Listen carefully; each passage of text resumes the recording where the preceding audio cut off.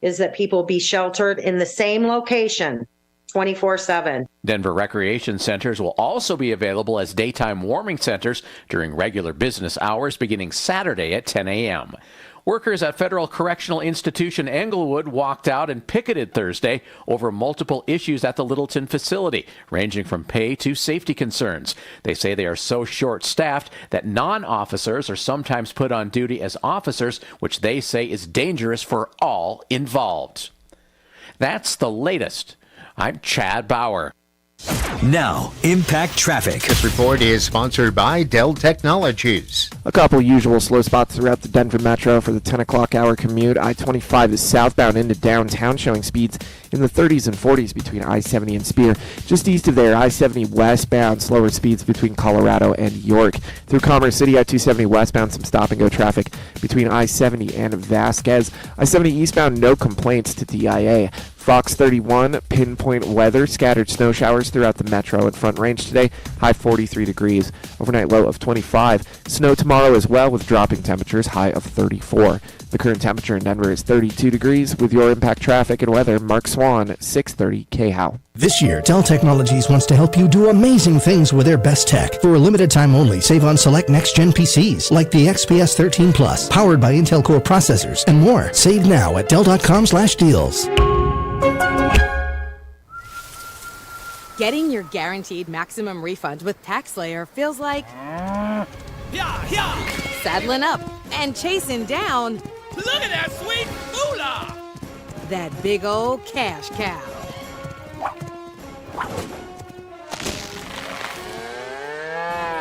Look at all that money! File for free with TaxSlayer Simply Free and get your guaranteed maximum refund.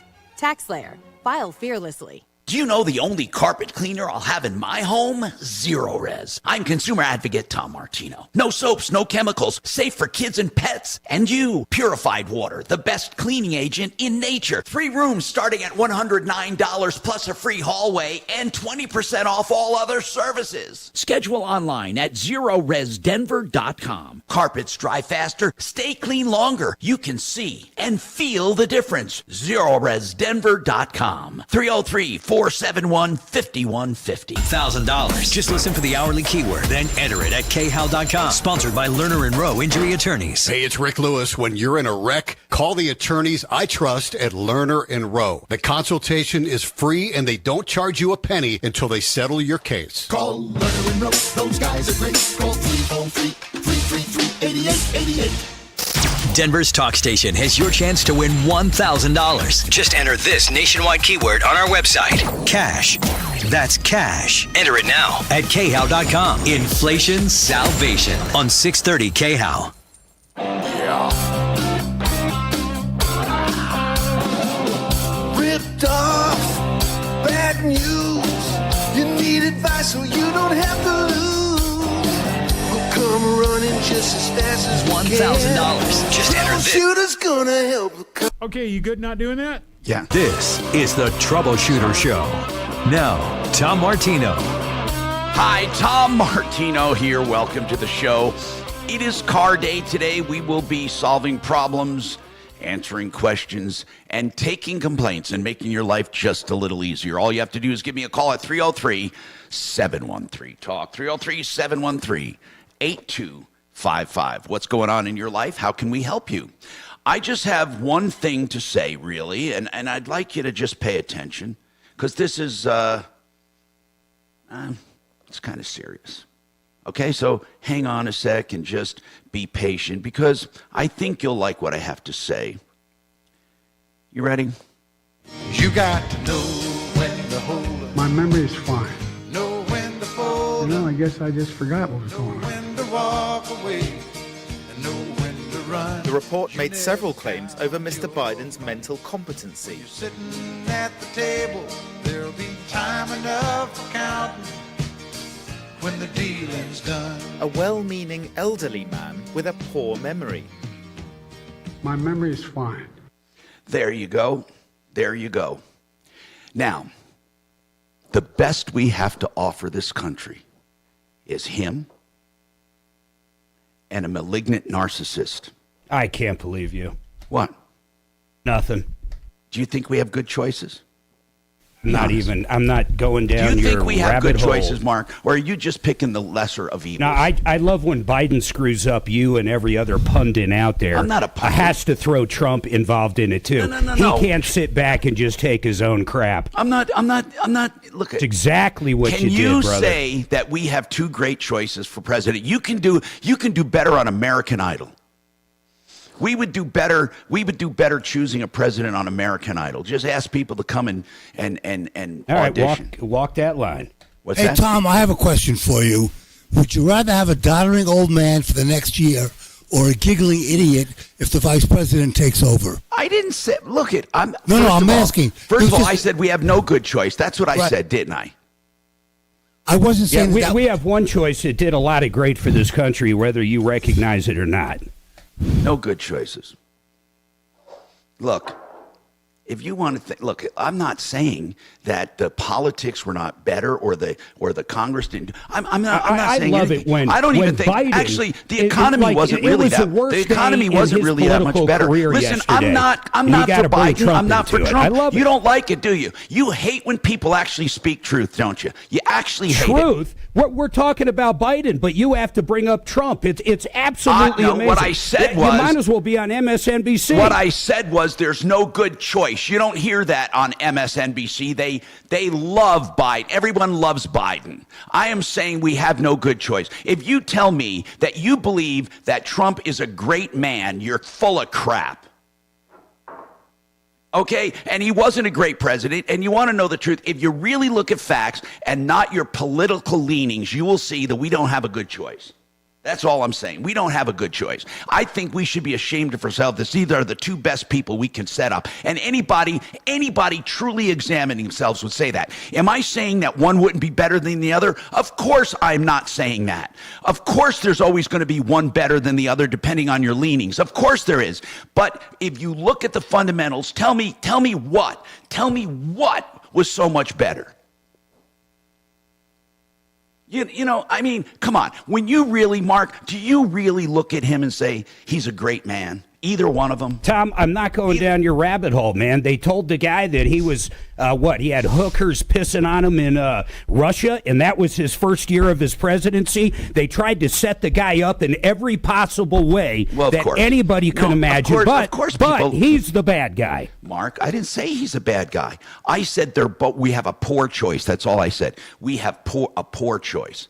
No matter who you pick, we have a poor choice. Is one better than another? One can't remember the name of a president. And by the way, I don't deny. Or the day his kid died. And listen. See, Mark is making he's making his pontifications. What I'm saying is this: we don't have a good choice. I am saying is one better than the other? Probably. I'm saying another thing. Do we have a country that is out of their minds when it comes to Trump derangement syndrome? We absolutely do. There are people out of their minds. I'm the one who brought it up the day after, or a week or two after, when Trump was elected. They had 1 million woman march talking about how they lost their rights, and not one right was sacrificed. Not one. Nothing had changed. People are deranged, but that still doesn't take away from the fact that the man is a scumbag, just like Biden is. They're both scumbags, and we're putting them up as president. And if you don't like hearing that, I'm sorry. They're both scum.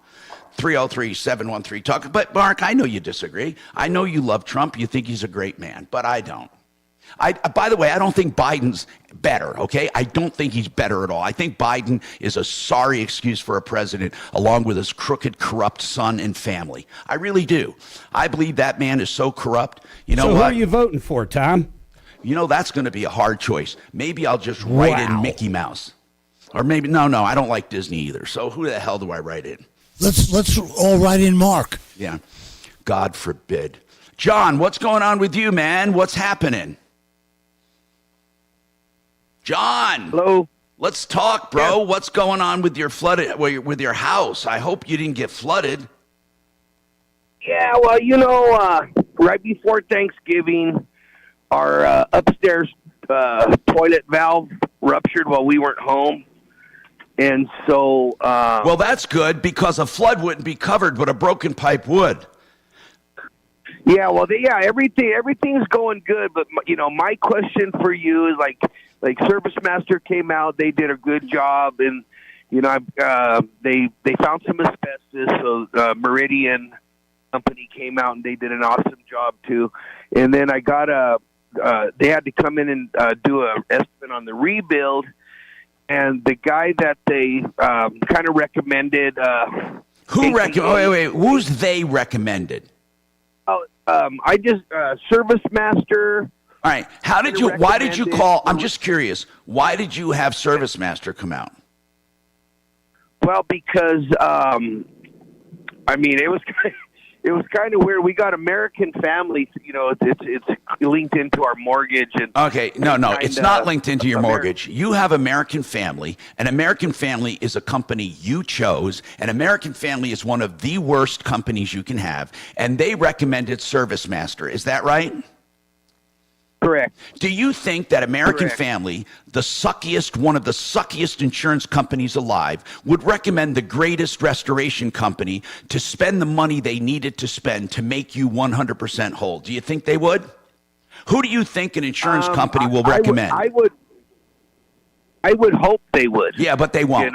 They won't. They're going to find the quickest, fastest, and cheapest. Here's the deal. Service Master wouldn't have been my first choice. Am I saying they're lying, cheats, and crooked? No, I'm not. I'm just saying they wouldn't have been my first choice.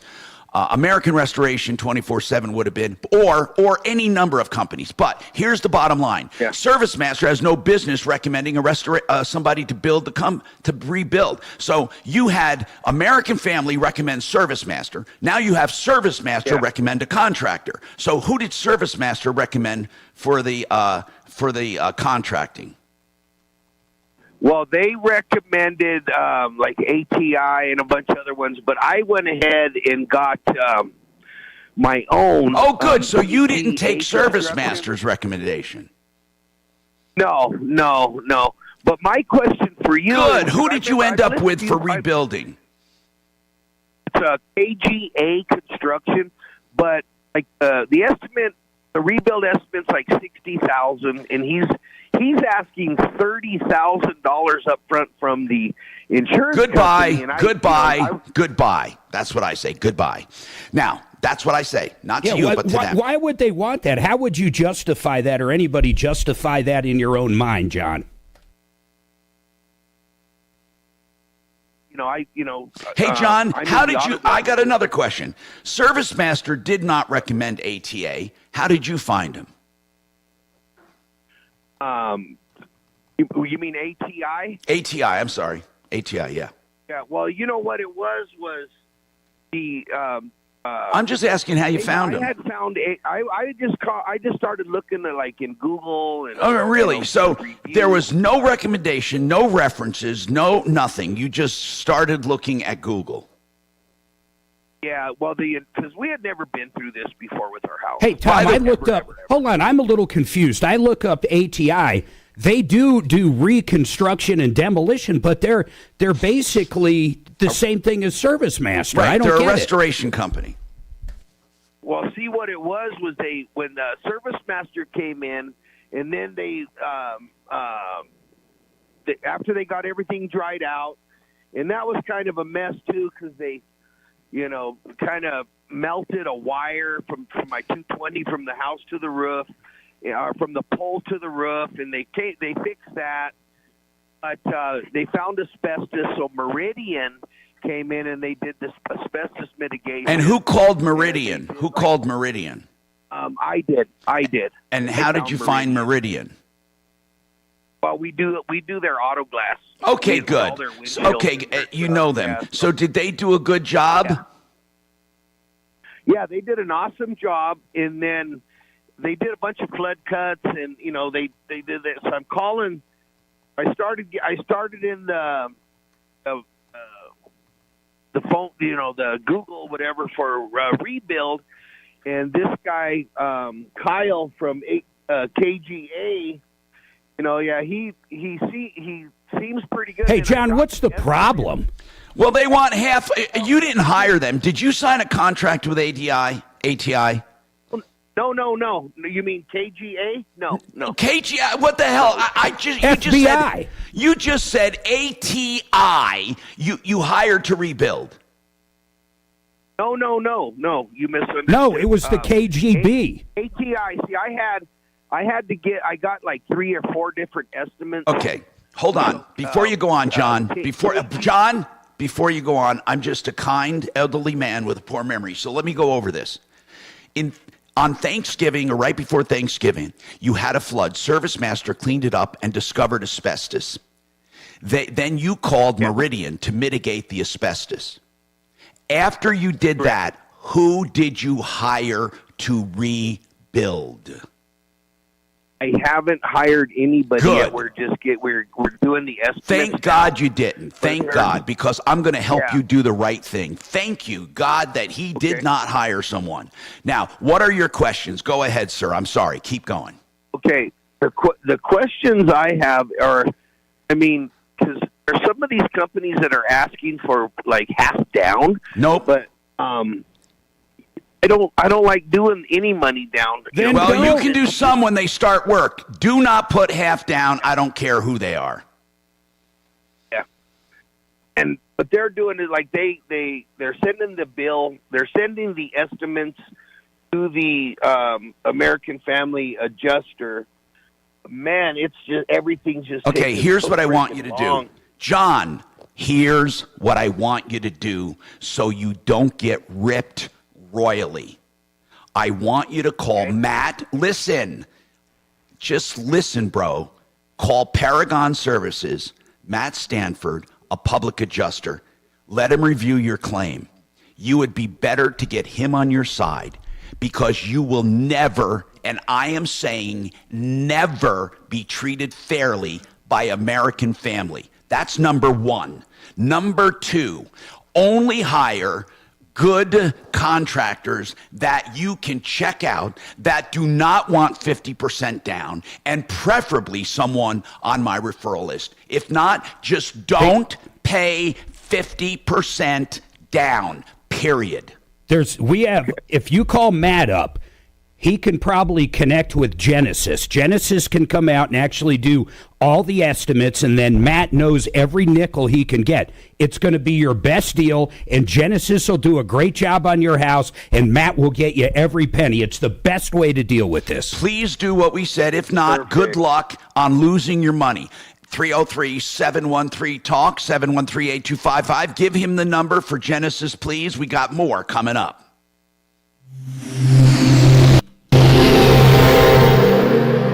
At Consumer Cellular, you get the same exact coverage as the largest carriers, but for up to half the cost. Same thing, up to half the cost. Up to half the cost for the same thing. 50% the money for 100% the same thing. I hope I'm making myself clear. Consumer Cellular. When freedom calls, we're here to answer. Call us at 1-888-FREEDOM. Half the cost savings based on cost of Consumer Cellular single-line 5GB data plan with unlimited talk and text compared to lowest cost single-line postpaid unlimited talk, text, and data plan offered by T-Mobile and Verizon May 2023. Today is Car Day. We have some good people in the house. We also have someone else not in the house. Great place, RKC Automotive. I like Ramondo and his team over on West Evans, and I'm going to give you that address in a second. RKC, been around 25 years, and they do repairs for you of all kinds on foreign and domestic, large cars, small cars, old cars, new cars. RKC does every part of the car, major and minor repairs. 2120 West Evans, 720-749-3965. That's Evans, just west of Tejon. Hey, if you're looking for safe, conservative investments, you may think, well, the stock market's doing great. Why do I need them? Well, the stock market does great, then it doesn't, then it does, then it doesn't. If you want some stability with guarantees not to lose a dime ever, you may want to check out becomethebanker.org. Our friends Joe Ciano and his team of financial advisors, 303-779-6600, written guarantees on all investments, 303-779-6600, and guaranteed income for life, 303-779-6600. Very nice.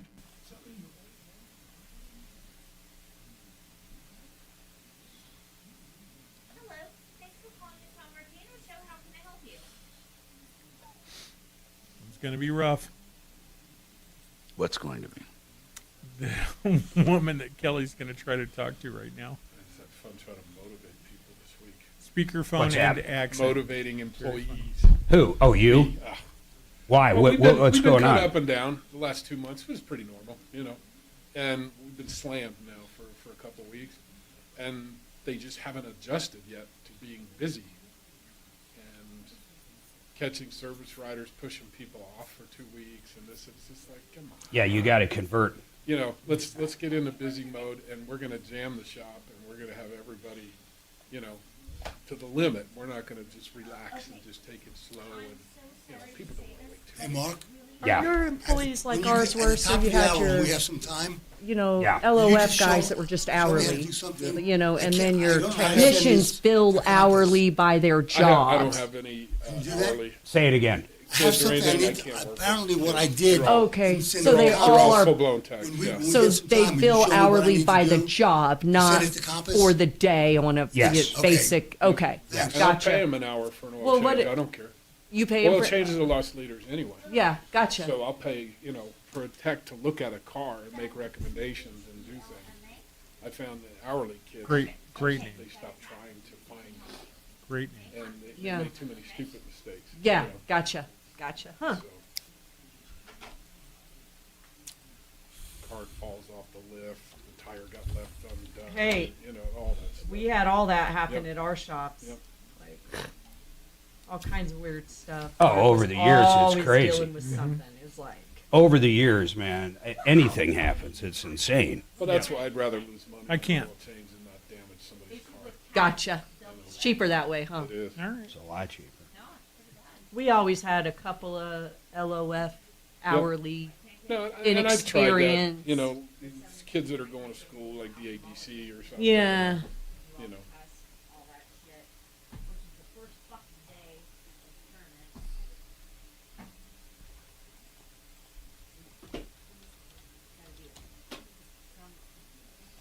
Okay, Trish and Tracy put their house up for. She just sent me the link. Skip.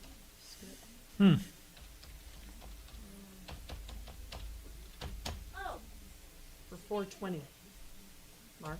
What's that? They just put their townhome up for 420. Looking at Holy, the calendar, I what do you cannot need? believe Since they'll you probably scheduled get it, me, too. apparently. What? It's crazy. It's a townhouse in Aurora, $420K. Yep. And it's old as I will shit. be in It's Winter built in the Park for 80s. part of that, and then 28th. Definitely basketball. It was funny. I was poking around looking at houses back where my kid lives, and like Schenectady. Yeah, because I'm up and doing the Scotia, Wells Fargo upstate Bank New Cup. York. Oh, I forgot to ask. And you see these cool little houses. And, On the 250, 21st, 2nd, 3rd. insane. And then you Then- look, property Yeah. taxes are almost $8,000 a No, year I think I'd crazy rather for these little. He was watch born in handicapped Schenectady. people go skiing. Were you? Yep. Well, you know where Scotia is then. I know where I Scotia mean, there's is. always Yeah, a that's part where of my that. kid I haven't lives. been there forever in a Encouraging where you fucking go. day. Golly, if Probably they when I can was do it, was I should be able to do No, stuff. probably like Yeah, around then 10. What's that? Where? Get back to your life. Scotia. I was born in, isn't there actually a backseat of a hospital called Greyhound bus? Schenectady Hospital? Probably. Yeah. And I still can't spell Schenectady. I still, my yeah. spell check never hits it right. You ever spell a word and it's so bad that spell check has no Right, you clue can't what you're figure out saying? what- yeah. but all those- That's embarrassing. When I first moved back to Colorado, I was working for AC Transmissions. My boss Bill was terrible spelling. This is handwritten invoices. And whatnot. Yeah. And I'm always I'd help him from time to time and do this that and the other thing. But I mean, like Alameda, I don't think he ever spelled it right. The same Alameda. Yeah, he never spelled it the same way twice. So one day, so when he said, "Hey, go call this customer. Go ahead and sell the job." Talk station 630 KHOW.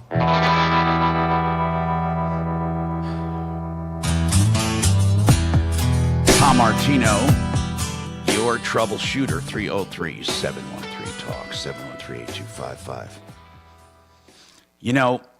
I like to think of myself as impartial. I get a text here saying, Mark is right, the Trump economy was way better. By saying that the economy isn't better, or that Biden's economy or Trump's economy wasn't any better, you're showing that you're economically ignorant. Well, thank you. If you want to text me, you can go 57739. I absolutely, honest to God, have no dog in this fight. I want what's best for everyone. But let's just take some things. Job gains job gains. Now, this is It's coming out of COVID, Tom. That's exactly right. Mark, I know that. I'm not trying to make a case. God damn it. I'm not trying to make a case for either one. Hey, watch the GD. Come on, man. I'm just saying, I'm not trying to make a case. What I'm saying is there was more job growth under Biden than when Trump took over and Biden took over. Obviously, Biden was taken over after COVID. There had to be one. The unemployment rate, the same, lower under Biden. Economic growth, the gross domestic product grew more under Biden in his first couple of years than Trump. But Trump then afterwards was hampered again by the pandemic. Gas prices were better under Trump, way better, and doubled under Biden. If you look at home prices and accessibility, you have more people buying homes under Trump. More people could own homes and afford them. Mortgage rates soared under Biden. Inflation. Tom, how about just basic stuff like bacon, bread, eggs? I was just going to say, anything in the world. Inflation was a persistent challenge for Biden. Trump kept it under. If you want to give them credit for everything, The reason it's a challenge to him, though, is because he's the one that created it. He was giving money out like candy. Disposable income. Okay, disposable income. People had more to spend under Trump with disposable income than Biden. The stock market has continued its steady ascent from Trump through Biden, and any ups and downs were about the same. So there's no real change in the stock market.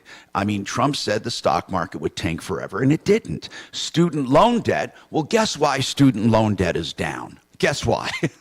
Because Biden wrote it off with my tax dollars. Exactly. Consumer sentiment. I just paid for someone's, degree in BS. Now listen to this. Consumer sentiment. This is amazing.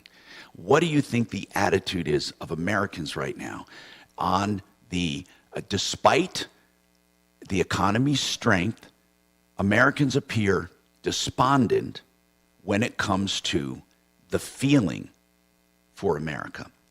However, they hate America. Well, no, they're despondent about the future of America. The sentiment under Trump, now this is one thing truly, I must admit, under Trump there were very high consumer sentiment feelings about the economy and about the country, even though he had low ratings. With Biden, who has even lower ratings, the sentiment is at an all-time low for this country. And again, I can't say one way or the other. The federal deficit peaked under Trump, though both he and Biden have added trillions to the debt. It peaked under Trump. So I'm looking at all these factors. I'm not saying one was better than the other. It's definitely a mixed bag. One is a muppet at best. One has no brain. Okay. Who do you want on the coat? Now, the only good news about Joe, people are going, oh, my God, we want this guy in charge of the nuclear weapons. He's got the football. Well, I want to put everybody at ease there. The guy already forgot the code, so that part doesn't matter. True international under pressure. Hey, Dennis, I hope, honest to God, I really hope when people hear me asking questions and bringing up things on both sides, here's what people do. They immediately think I'm sneaking in an agenda. And it's just not the way it is. You see, Mark can't have a thought without having a good brother. And a bad. He can't. Not true. Mark you can't have a thought about how without Biden a winner screwed or up loser. yesterday Mark has to have without black and white, Trump good and into bad, loser, winner. He does not have a thought that actually considers all elements. He has to go one side or the other. You're either good or bad. You're either up or down. Yeah, that's the way it is, Mark, with you. You just don't look at everything. Yeah, win or lose maybe is a better Dennis, way to put it. what's going on with you, Dennis? What's happening? I got my father-in-law is about to die in Arizona, and he has a lot of property and vehicles and stuff like that, and he's had this girlfriend for 2 years. So my wife just went out there yesterday, and she called his girlfriend about the cars. He has like 7 or 8 cars and ATVs and boats and stuff like that. And she said, well, you don't have to worry about any of that. It's all mine. Okay. Now, I'm going to tell you a we few don't things. know. Hold on. How to prove Dennis. this because, Dennis. Go ahead. Just hold on. One thing at a time. Did he hold this woman out or ever talk as if she is his spouse? Just a girlfriend, as far as we know. She's getting the house. We already said she could have the house. Well, I'm not saying. Listen, Dennis, I'm not asking anything about what you guys have agreed to. I'm asking some straight questions first.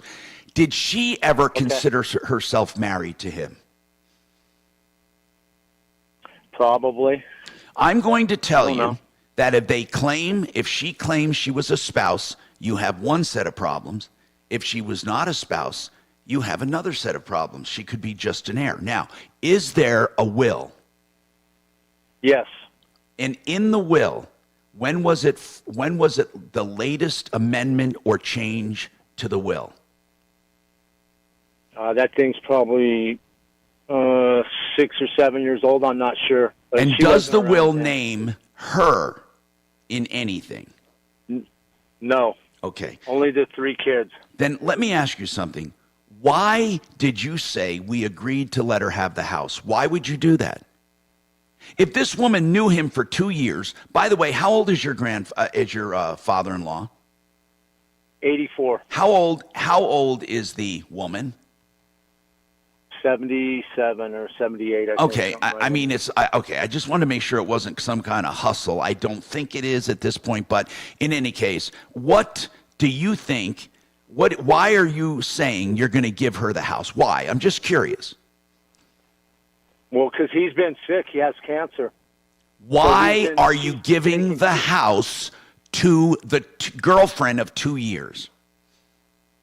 Well, he said he wanted to give it to her. He Okay, didn't. you're a good man because you know what? Without that in writing, that would be very difficult for anyone to know. So you're a good man. So you're going to honor your father-in-law's wishes and sign the house over to her, right? Well, he already signed it over to her at the courthouse. We went to the courthouse in Arizona, and they did the paperwork on it. When I guess. did they do the We're just paperwork? When he finding all was this dying? out. Yes. Yeah, well, I'm he assuming. We screwed don't know. her, We boy. just found He out screwed today. her when it came to taxes, but you don't care. He totally screwed her. Let's talk about another thing. All of the other vehicles and stuff she says are mine. And how does she stake that claim? Well, he pays cash for everything. How does she So, I stake don't the know. claim that they are all hers? That's just what she told my wife when she called and said, "Well, we need to," because he has cars in a storage place. He has cars at somebody else's house. And He who has are they titled cars to? there. Who are they titled to? To my father-in-law. But Okay, she then says there's no she way owns she them all. can get them, okay? But you have to go there and open a probate. And I'd put the house in it, man. I don't even care. I mean, that's crazy. She's telling you she's going to keep everything, but you guys are so nice you're going to give her the house. I think you're creating your own issue. I think that's a point, Mark, of negotiation. I think you're right. But she already has the house. He signed it over to her. Oh, that's right. Yeah. That's right, Oh, Mark. He forgot already about signed that. it over. Uh-huh. That's But I forgot what we about don't know that. is if She they- she buys a swooped new in car- 2 years and is going to get everything. No, I know, That's how I it's know. But looking. listen, if they're titled in your dad's name, she can't retitle them without probate. You have to open the probate, and the will and the law of if they're not mentioned, then the ordinary laws of inheritance will take over. She will not. And even if What she about, says I was a spouse, she's only entitled to 5% a year. Now, the house has already been turned over. You need to get someone who knows about law in Arizona and go and open probate. Have you done that yet? Well, my wife's only been out there since 2:00 last night. Okay, And then good. when we Have got her to the find house- a good attorney out there and open probate. Why do I say she needs to open probate? Because if you don't, the woman can. Well, she's already moved all the vehicles. She's hit them. Well, that's okay, but the She's not courts even can dead yet. order her to make them available for transfer. She cannot take titled vehicles. What about bank accounts? Were there any bank accounts? Yeah, she's on. We went to the bank and where most of his money is, and at First Bank, and they said they didn't like the way the thing was signed, so she couldn't say anything until we get a death certificate. No, here's what She I'm couldn't asking. say who's the Whose PO. name are the bank accounts in? Well, obviously, my father-in-law's on both bank accounts, but I think she's on one as well. Okay, if she's on it and it's titled as either or, it's her money. You're not going to change anything he did when he was alive. You're not going to do it. But anything that's titled to him, including bank accounts, goes to the estate. Now, if you have any other questions, give us a call, but that's how it is. If she hid anything, the state can hold her in contempt for not revealing it. But you must open probate. Anything titled to him belongs to the estate, no matter what she says. 303-713-8255. By the way, waterpros.net, the best water systems at the lowest prices. I'm drinking wonderful coffee, thank God, because of Water Pros. You can get a system around $1,000 fully installed. That's right. And the best water ever. 303-862-5554. Thank you. How much time? This hour, Oh, like 6 minutes. House Studios. Yep. Trajan Wealth, your trusted. Who was Anna Nicole Smith? Yep. How wasn't she like 30 and the dude was Well, like no, he was 90? like 40. He was 95 or something. Didn't she end up dying? No, she had a kid die, right? No, she died. She died? She died? Did she die like natural or what? I don't remember this. I got to look it up. Yeah. now. I think she died of cruddy penis disease. Probably. So you knew her.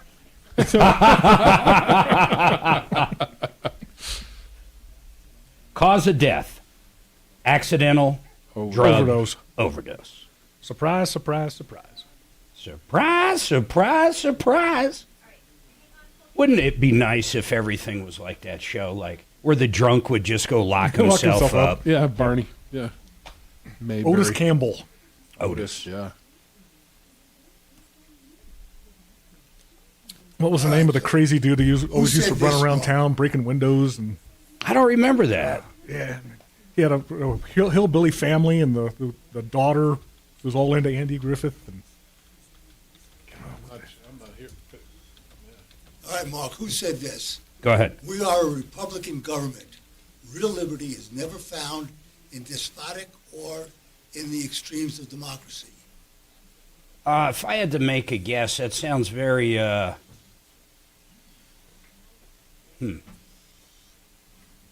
was going to say JFK, but I'm going to go with, like, older Roosevelt. How about Alexander Hamilton? That's even older. I was there. When I he don't said like it. that fucking play. I was there when he said that, so I know it was him.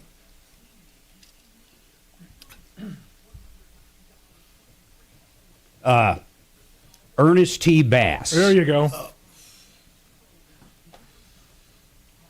He was adept to eluding Sheriff Taylor and Deputy Fife, taunting them with his favorite catchphrase, "You ain't seen the last of Ernest T. Bass." God, I don't remember that about that show. I watched Gilligan's Island like every day after school forever, and I took a test on it, one of these trivia. I didn't know shit. I knew nothing.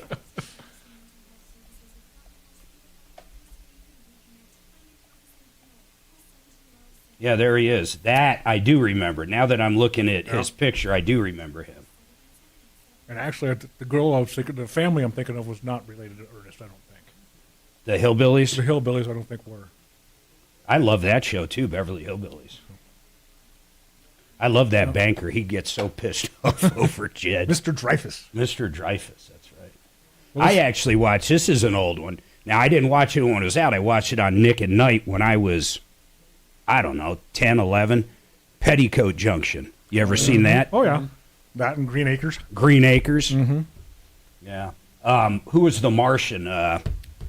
My Favorite Martian? My Favorite Martian. In fact, he was the dude in, oh my God, now I'm having a bite-in moment. Fast Times at Ridgemont High. Fast Times at Ridgemont High. Oh, that's right. And then it was Bill Bixby, the Incredible Hulk, Incredible Hulk from the Incredible too, yeah. Hulk, who was his co-star in that. Yep. And who was the guy that talked to Ed, the talking horse? Mr. Ed, man. Wilbur. Who was the guy, though? Not the horse. Oh, I can picture him perfectly. I can, too. Me too. I don't know his name. And then I Dream of Jeannie, that actually started out in black and white. Mm-hmm. Wilbur. My favorite Martian I thought that was a pretty good show. You know, the antenna would grow out the back Grow of up his outside head. of his head like a TV. Rabbit ears. Some generic shit, man. And then that Fast Times at Ridgemont High, that's classic. Sean Penn killed it in that. Yeah, he did. Killed it. He wasn't acting, though. No, I know he wasn't, That was man. him. No shirt, no shoes, no dice. I've been thinking about it, Mr. Hand. If you're here and I'm here, It's our time. doesn't that make it our time? Who played the football player that was big as hell, man? Oh, he was With from, the Camaro or the T-Bird. what's his name? Who also did the Butler? He's been in a lot of yeah. shit. Yeah, he was also in Good Morning Vietnam. Yeah. Forrest Whitaker. Forrest Whitaker. Yeah. Great actor. I love when they trashed that Camaro, though. That was so smart. They said the other school did it. God, that movie was great. I thought he was great. His best movie, I think, was The Last King of Scotland. I don't remember seeing that. That was You good, never too, saw yeah. that? That was I don't good. think That was a good so. movie. Oh, he portrays Idi Amin. Yeah. It's a great movie. I need a large double sauce, double cheese, double pepperoni. He was also good. You know, his breakaway was the trying game, right? Cashew milk yogurt. Mhm. Since my COVID smell issues, dairy doesn't taste great to me, so I usually do some non-dairy kind of stuff. Expensive as shit, but yeah. Hey, I don't remember you running that by me. If she wants something out of the norm, she's got to... I need a request in writing. Request apply for it. Yeah. He hates this, but I love Whole Foods. That's where you Yeah. can find Whole a bunch Foods of that is a good ripoff. stuff. I don't think so. You know what's really good in there is their brisket. I never had it. You mean the raw or they cook it? No, cooked. They have They cooked got a brisket. smokehouse, yeah. Oh, no shit. I And didn't they- see that. And they take the point and chop it up. Not all of them, right? The one that I go to on Wadsworth and Alameda. An iHeartRadio station. Hi, Tom Martino here. By the way, jobs grew way higher than expected. The U.S. economy added like 353,000 jobs in January. Pundits were saying it wasn't going to be that much. But anyway, the stock market's way up too. We were going, and if you're just tuning in, no, I'm not blowing a horn for Biden. I was going over both accomplishments when it comes to Biden versus Trump, and we were talking about the economy. In general, there does seem to be more economic indicators in Trump's favor. When you went over all of them, we went over them, and these are from like the New York Times, Washington Post, and both rags, by the way, not just or on both sides. And I'm trying to put together information, but jobs are doing very well as far as number. I don't know about the quality of jobs.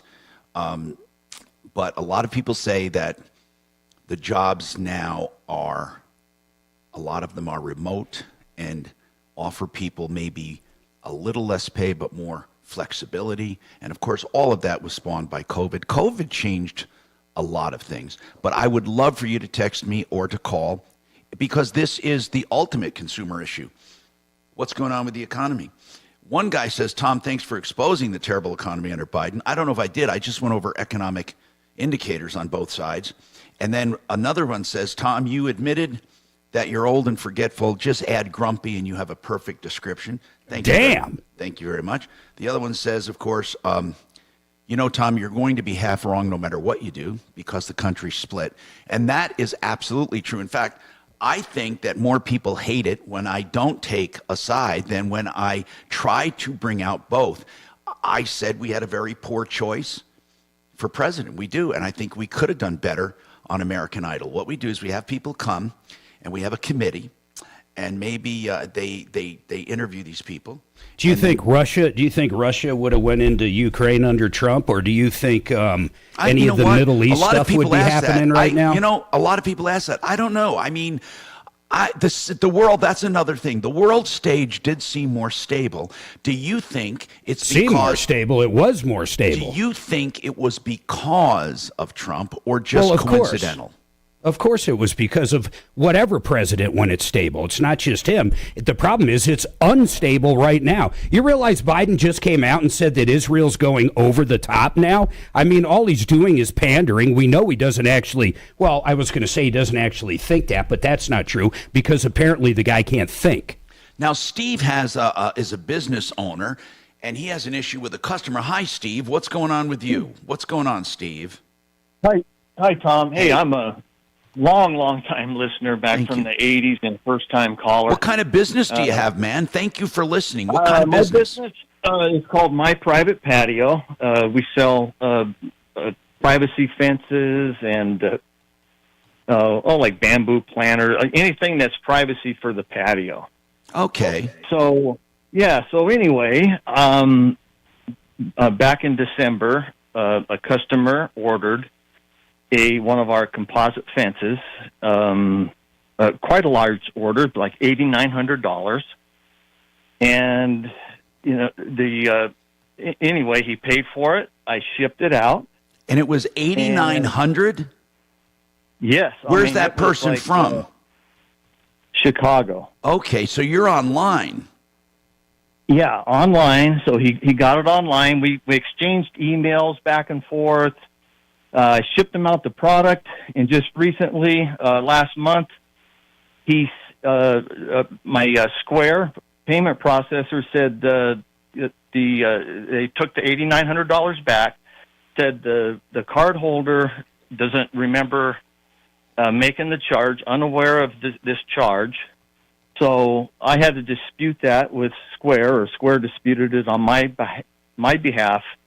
To the cardholder's credit card company, and they came. I sent all this information back. I had UPS pictures.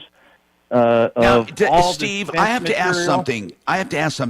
He says he doesn't recall making the charge. Does he deny getting product? Yes. That's. I don't even know. I can't call him. I can't. Why can't you call him?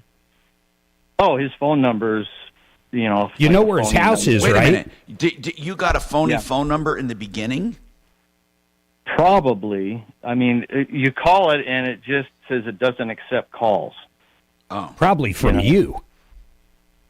Anyway, so what's going on now? Well, so I sent all this information. I have email strings of us talking back and forth. He has a billing address and a ship-to address in Chicago. So I had sent all this information, dispute information with UPS tracking numbers, pictures, blah, blah, blah. Yeah. There's a good possibility, guys, that it wasn't this guy. His credit card got stolen, and he's a victim. Yeah, especially if the ship-to address is way different than the billing, or if he's not around the shipping address. Hold on. Now. Whoops, I forgot. This report is sponsored by Express. That you didn't take a break. Driving throughout the Denver Metro for the 10 o'clock hour. So kind of plow through Art of Granite here, and I'll try to get us back on track, but I doubt that we're coming back. I screwed up. Bowls and mineral. I don't know why Kelly's laughing. Let's laugh at the old guy whose name's on the show that doesn't look at the clock. Stop laughing at him, Kelly. Springs, and back to town heading east to DIA I-70 east and westbound flowing free. 1 pinpoint weather, scattered snow showers today, high 43 degrees, overnight low of 25. Snow continues into Saturday with a high of 34, partly cloudy on Sunday with a high of 38. The current temperature in Denver is 33 degrees. With your impact traffic and weather, Mark Swan, 630 KHOW. Let Express Employment Professionals help you hire for contract or full-time jobs. Forget about posting jobs, sifting through resumes, and interviews with unqualified applicants. Go to expresspros.com to find the location near you. That's expresspros.com. Very few businesses will give you a price on the phone because they really need to talk you into getting it done, and they're not so proud of their prices. Not so with the Art of Granite. The Art of Granite says granite, but it's really any countertop you need. Wholesale on all materials, tear out and haul away's free, and they'll give you a price on the phone right now. 303-386-5919. Great prices. They'll prove it. 303-386-5919. Shipped them. Love you. Would have been totally fucked. Mm-hmm. I do. We get it not all the time. We had one scam that was going around. 2 people come in to pick up the car, and I'm not sure who's who. Sisters, neighbors, I don't know who they are really. They both came in the first time and they're here. So, they run the credit card. They go, no, it's hers. Have her sign it. She signs it. Well, it's actually somebody else's card. Yep. So they contested it because the signatures don't match anything. And they don't match. Nope. And the credit card company doesn't give a shit. Yeah. If we would take fraud like that and actually throw their fucking ass in jail, even for a week, people are going to think twice about bullshit. Oh, yeah. But when you can get away with everything. They used to hang you for stealing a horse. It's actually still hanging a fence down in Texas to get caught with wire snips in your back pocket. Is it really? Mm-hmm. Did you guys see Georgia with the 1,200 people, squatters? Oh, yeah. That fucking story was unbelievable. It can take up to 6 months to get a squatter out. And you know what to do in New York? Eric Adams, I just heard this last night, is giving away $1,000 On a credit card. to these migrants. If I was there and I was a homeless guy, or let's say I'm even a legit guy, he's got a job working, barely making ends meet, and a kid, and they're giving these people. Yes. It's amazing to me. It's stupid. And then they kick kids out of school there so they could use the school. Mm-hmm. They did that in New York, too. It's crazy, man. New York, yeah, Eric Adams. I thought he said Georgia. Well, he was, and then he brought gotcha. up, yeah. And they keep voting for these people. They just keep voting. At some point, they won't. I don't know when it but you is. say that every year, and then they promise everybody, because they're saying the black vote again. Yeah. Why is that such a thing? I don't even understand why it's such a group that vote. I don't get it. I don't get it either. Because they don't help. They don't. A lot of fix it's anything. shifting, though. The black vote, the Hispanic vote, at least according to polls. Yeah. Polls, but- The problem with polls, though, is we've already learned. Who the fuck knows? Hillary was supposed to win by a fucking landslide. Look what the Germans did to the polls. Well, you know what? People were embarrassed that they voted for Trump. What? He said, look what the Germans did to the polls.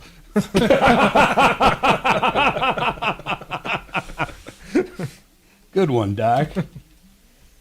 I watched that. You guys, I'll find the name of it, but that thing on World War II and the Blitzkrieg on Netflix, I had no idea how fast Germany took over France. Oh, they were fast. It was like 48 hours. No, it was 5 weeks total to take the whole country. Well, maybe, but they basically took over in 2 or 3 fucking days. Right, but that was getting past the Maginot Line. They didn't even fight, though, right? There's no resistance. No. Well, Hey, Mark, so you want to show me how to do this? So But there would be no resistance today. No, there wouldn't be, of course. It'd be like Canada. What's Canada going to exactly. do? Throw out 3 guys on horseback? So I got this. Canada already kicked our ass once. What are you talking about? When? How do I send this to Compass? Let's look this. They send me this thing to fill out. Yeah. Okay, I don't know how to get it back to Compass. Hold on. This is for Compass. Wait, let me just get rid of this in the corner. Yeah, hold on. That's fine. Hold on. Let me just. Oh, this isn't a touchscreen. Doc, you got money. Go buy a new fucking laptop. Jesus. So what do you want to do with this? I want to send this. I want to send these forms back to Compass. All right, chill out. Castle Rock doesn't have the brisket. I'm going to have to hit a different Whole Okay, you Foods. got I'm to just- initial. Yeah, because they have a regular smoke shack there. Yeah. Ribs, chicken, sausage. Yeah, you know what Castle Rock does have? It's a bar. The Whole Foods has like just draft beers. Okay. Which is just crazy. They You have know what that in I mean? Boulder, I've never too. seen other than Nebraska, I've never seen a bar in a grocery store. Yeah. You know. No, I stumbled onto it because they have the food court, kind of. Yeah, I love their All pre-made right, foods here we and go. whatnot. Smack in the middle. Yeah. Denver's talk station. Online at khout.com.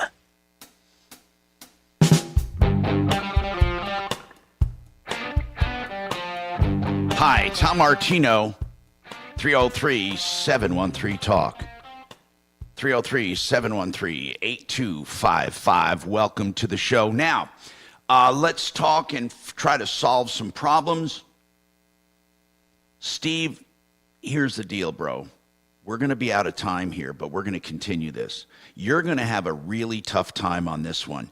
Did you find out, just real quick, Was this a fraudulent charge, do you think, or do you think the guy is trying to screw you out of stuff?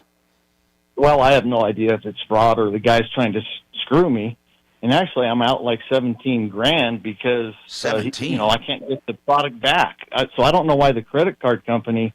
Well, wait a minute. You said it was $8,900 in product. Yes, but now I sent it, and my cost on it was, $7,800. Well, that's your loss. Your cost is your loss. I don't get how do you double it. I mean, hold on, bro. Just hold on. There might be a way to do something here. I'm Tom Martino. We'll also help Thelma with issue on taxes. Cynthia's got a Social Security question. And you can keep texting problems, questions, complaints, insults, and comments as well. This Curtis. Did you see that, babe? That is funny. Oh, with the Meals on Wheels? Yeah, that's funny. Poor Tommy. Hey, Tom. Tommy's always taking a beating. Tom. YouTube. What? Listen, we got Meals on Wheels coming over. Oh, thank you. Bring pizza.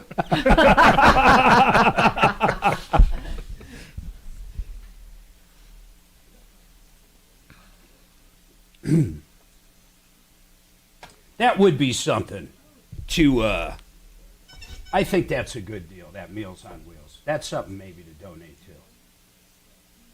I don't think there's any bullshit in that, right? I mean, it's Meals on Wheels. Yeah. And I think it's all volunteers that actually take the food around. I don't think they get paid. That's kind of cool. I do have a lotto fantasy of giving them better vehicles because I hate when it snows and they say they can't deliver. Do they do that? Yeah. Yeah, they shut down. I gave a vehicle to the Parker Senior Center years ago because they actually would come and pick up my mom and take her to her chemo treatments. Oh, wow. That's cool. The car they had was this big old boat of a freaking Lincoln or a Cadillac or something. Thing leaked more freaking oil than the gas it burned. Oh, Mark, that would Oh. that was Compass was supposed to sign that, not me. So how do I send these forms? Just send it as it is to Compass. Well, it won't let us out of the form. Oh, it won't? What is this? Is that your laptop bag? Yeah.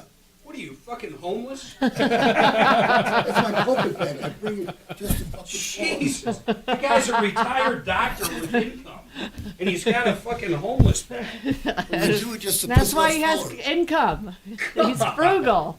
You've seen his car, haven't you? You know, yeah, he's got, but he's Duct looking. tape. Did you buy a new one yet? I'm looking. He's right. Got a closet full of King whenever Supers bags. When you seriously want to go out and you know the model, let me know. I'll Okay. go with you, man.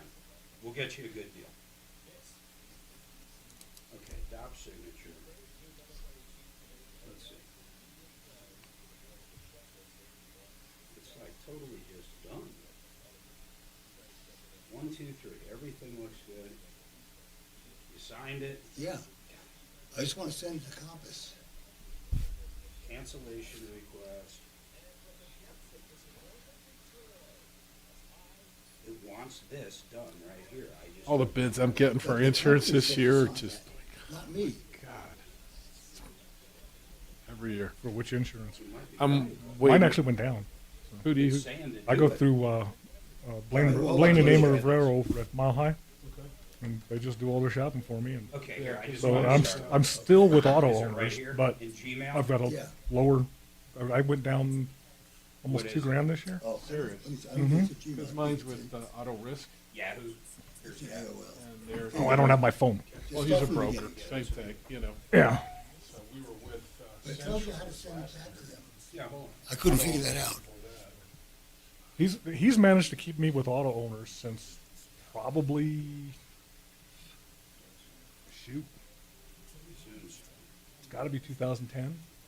Nope, And see, he it just wants you to sign. Re-signs here. different policies, does different I stuff. don't care what it says. It's saying you have to sign here. But you're right. This looks like it's not for you. Right. Okay, it took it. So who gives a Oh, shit? okay. Apply, continue, apply, What's going on? apply. Oh, hey, John Wick, relax. God will make another dog. So how do I send it back? Hold on, I think It's done. It's sent it to Compass? Download document. Hold on. Okay. Send it to reply all. Okay, now, where did you get it? It's on AOL mail. Is that this? Yeah. No, come on. Where do you get the AOL? Here, get to your, is it right here? I see. Yeah. Jeez, I didn't even. So it needs to go to Compass. Right. Okay, so let's just close. What's Brian's email over there, or Jeremy? Suze? Yeah. Oh. What? What's Brian's email? Isn't it B Burns? Let me look. Yeah, B Burns at Compass and. B dot or no? No, B Burns at CompassInsuranceGroup.com is what I have. So you don't think I could guess what it is? What is it?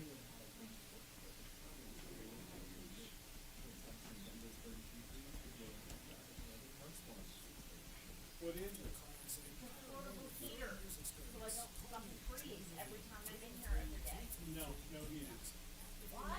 Too much of a draw. What do you mean too much of a draw? It's knocked us off the air twice having a heater in here.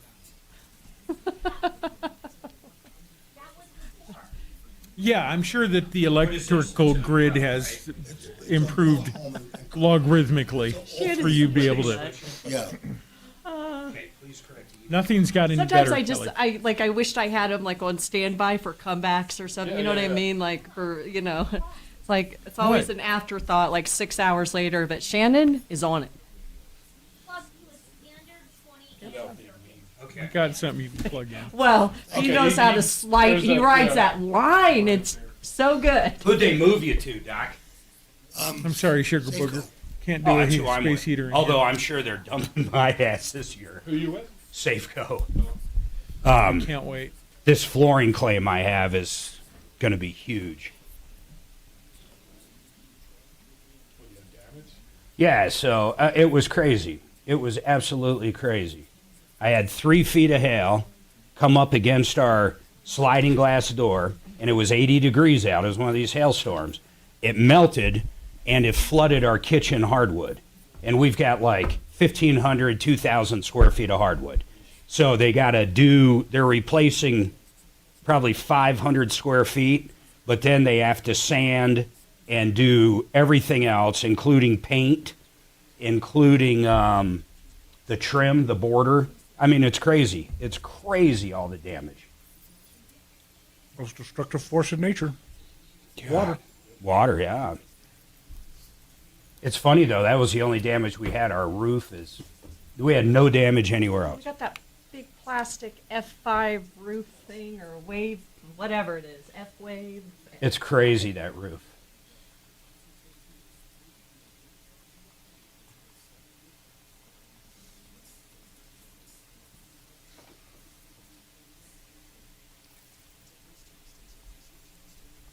Super Bowl. Niners, baby. I think Niners too, but man, that damn KC always seems to ruin me. Well, and that's why I won't. Same thing with Brady. I will not bet on that game as long as I'm in the game. What I might do is take Ripped off, bad news. You need advice so you don't have to lose. We'll come running just as fast as we can. Troubleshooter's gonna help the common man. This is the Troubleshooter Show. Now, Tom Martino. Hi, Tom Martino, your troubleshooter. Welcome to the show, 303-713-TALK, 713-8255. Fighting for you and also trying to help you through rough times. We have a business owner who sent out $8,900 in stuff, and the charge was contested. He doesn't know where his stuff is. He can't get a hold of the person that made the charge. By the way, this happens all the time. However, many credit card companies will at least look into it. But I need to say something. The credit card company itself is not the arbiter of who owes what. They are simply deciding if they feel comfortable billing the customer and collecting the money. There have been many cases where a credit card company lets a customer contest a charge, and the charge goes away. But the business owner can go directly after the consumer and sue them for the money. The debt does not go away when the credit card company makes a decision. You got to understand that. That is not the final decision. We've had cases where with utilities and cables and phone and cells and other things, the credit card company simply contested the charge and let the consumer have the credit. The consumer thought they were off the hook, but the creditor went after the consumer and won. So that, first and foremost, that arbitration between the credit card and the merchant and the consumer is not the end-all, be-all. It's not a court of law. So the question is, you're out $8,900 for merchandise you sent out. So, Steve, where did the merchandise go? Was it signed for? Did you do any investigation? No, it was not signed for, and from now on, I'm going to make sure when I have large orders, that they're going to be, someone's going to sign it. But, yeah, I mean, it was delivered. I don't know if I should, if police could get involved at all. Well, sure they can, if in fact you think something's going on. Did you look on Google or anywhere to see where it was delivered? Is it a warehouse? It is a house? Oh, no, I have the delivery address. I have the cardholder's address and the delivery address, and they're both in Chicago. They're, I don't know, 30 miles away from each other, but I have the delivery address, and man, I don't know. It would be cool. Let me ask you something. The person who bought this, are they a business or an individual? Individual. And did you look into that individual? Yeah, I don't know how to contact him. I Googled his name. I just don't know how to contact this guy. And maybe did you get a number for him? I don't know. Yeah, I've got a number when he made the order online. But the number is bogus, right? Yes. It sounds to me like you were a victim of fraud.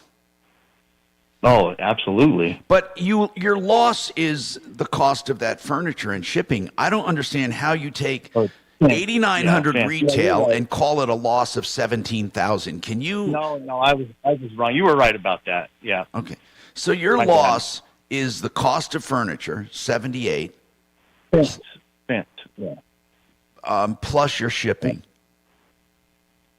Right. Yep. How much is that total loss?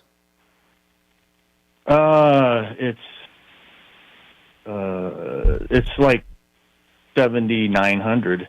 Frankly, I don't know how businesses this doesn't happen more. I've heard of many, many businesses being stung like this. I bet you're going to see it. I bet you're going to see it happen a lot more. Yeah, you got to take the physical card, man. You basically, you just don't Mark, take if you take the physical card, since we're in the processing business, tell me how that changes things. Well, they know the card's present, so therefore you're going to get paid. When you take it over the phone, you have no idea who you're talking to and whose credit card it is. You simply don't know. That's We're an online company, though. We're an e-commerce company, and we've done a lot. Well, then what you would have to do is what a lot of e-commerce do. The only place they ship to is the address on the credit card. Okay. And you do get a signature. You ship it to the address, the billing address on the credit card, and you make sure you have a signature. All right, that's good advice. It just sucks, man. I mean, I feel for you, man. I almost got stung like that years ago. Same exact thing. I got lucky and didn't ship the stuff out at the last minute, but it happens all the time. And here's the bottom line. Someone paying with a credit card, even if it is their credit card, a lot of gambling sites, and I don't mean FanDuel, I mean the offshore ones, they get stung all the time. Someone that actually has the credit card will deposit money in it. They take the credit card. Remember, we're dealing with someone overseas. Then they say the credit card was stolen after they lose their money on the gambling site, and it gets reversed because there's no way to prove if it was stolen or not. It is terrible. Do And this is the same reason I give advice out all the time, Tom, where if you legitimately got screwed by a company and you did not give them the physical card, and I understand people are going to say, well, that's not fair, you're lying. I don't care. If a company screws you, regardless of what it is, and they took your credit card over the phone, you don't call up your bank and say, oh, well, they didn't build the fence high enough or they didn't do the flooring properly. You don't say that at all. You say this, I have no idea what the hell the charge is. And guess what? You're going to get it back. Yeah, I know. I'm telling you, it's really a gamble, Steve. I'm sorry this happened. I can't think of anything that could get that money back or that stuff back, that merchandise. I mean, unless you had someone in that city investigate the delivery place and go after them. Somebody got that stuff. Somebody got it. You're chasing a ghost, and you're not chasing it on your own. In your own neighborhood, man, you've got to fly out there. You got to do the legwork. It's crazy. It is crazy, and you just got to chalk that up. Again, I'm just shocked that more and more people are not burned by this. 303-713-TALK. Thelma, what's your issue with taxes? Okay. Last year, I was working at this company, and when I got my W-2 form, I didn't pay much attention to it. I turned it over to my CPA, and then he called me, and he said, you have 2 Social Security numbers. And I said, what? And then he gave me the numbers. One of them was my telephone number, and the other one was my Social Security number. So, well, hold on a second. Thelma, was this your tax preparer? Yes. He said you had 2 Social Security numbers. Yes. The one that I worked for had given me a W-2 form with my telephone number on it. By mistake, obviously a moron. So what did you do about it? Well, I was working at that company, so I got a hold of my boss, and he said he'd take care of it. So now I get my W-2 form because I only worked about 8 months last year, and then I went to another job. So I get my W-2 form, and I look, and on my Social Security number is my telephone number. So I mailed it back to them, and I wrote on them that they had made a mistake. Obviously. And then I get the other W-2 form, and it's still got my telephone number now. Do I keep pounding this guy's head into the table? You know what? I'll call over to this chump. Get me the number. I'll call over and get you a W-2. This is crazy. Oh, let's see. Hold on a sec. I want to ask you a couple questions, Thelma. Okay. On your 1099s, okay? Yeah. If you simply reported the income and did not correct it, what's the consequence? Because here's the only consequence. They're never going to come after you for reporting more income than you have. They'll only come after you if you don't report the income you do have. It might be messing with her return, though. Oh, it could be messing with her credits towards Social Security, too. I guess. Well, could it be possible that I could just omit this W-2 form and have my CPA just do all my other taxes and leave it? And well, then no, you have to claim that income, dear. Well, is it possible I could just make one mark through my telephone number and mark out in the little block my Social Security number? I guess you could, but on the IRS level, they have already received the one with your phone number on it. You'd have to collect it at that level. Listen, let's go to a break and let Mark call this guy. I'm reading about this. Really, all you have to do, you mentioned that you have a CPA. So since you have a CPA, he should know this. He's just got to file a form W-3C that gives the correct information if some of the information on the W-2 is wrong. So I'm not sure why your accountant's not doing it. That's a great nugget. So, Thelma, tell your accountant about this.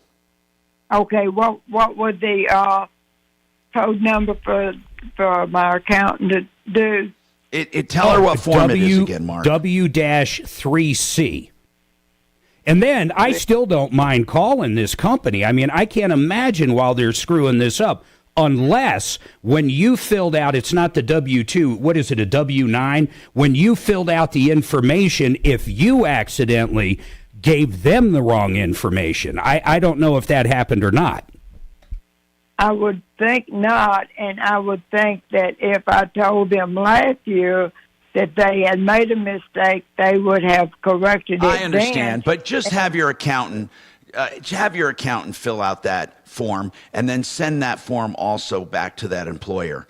303-713-TALK, 713-8255. Listen, if you're going to replace heating and air, consider high efficiency.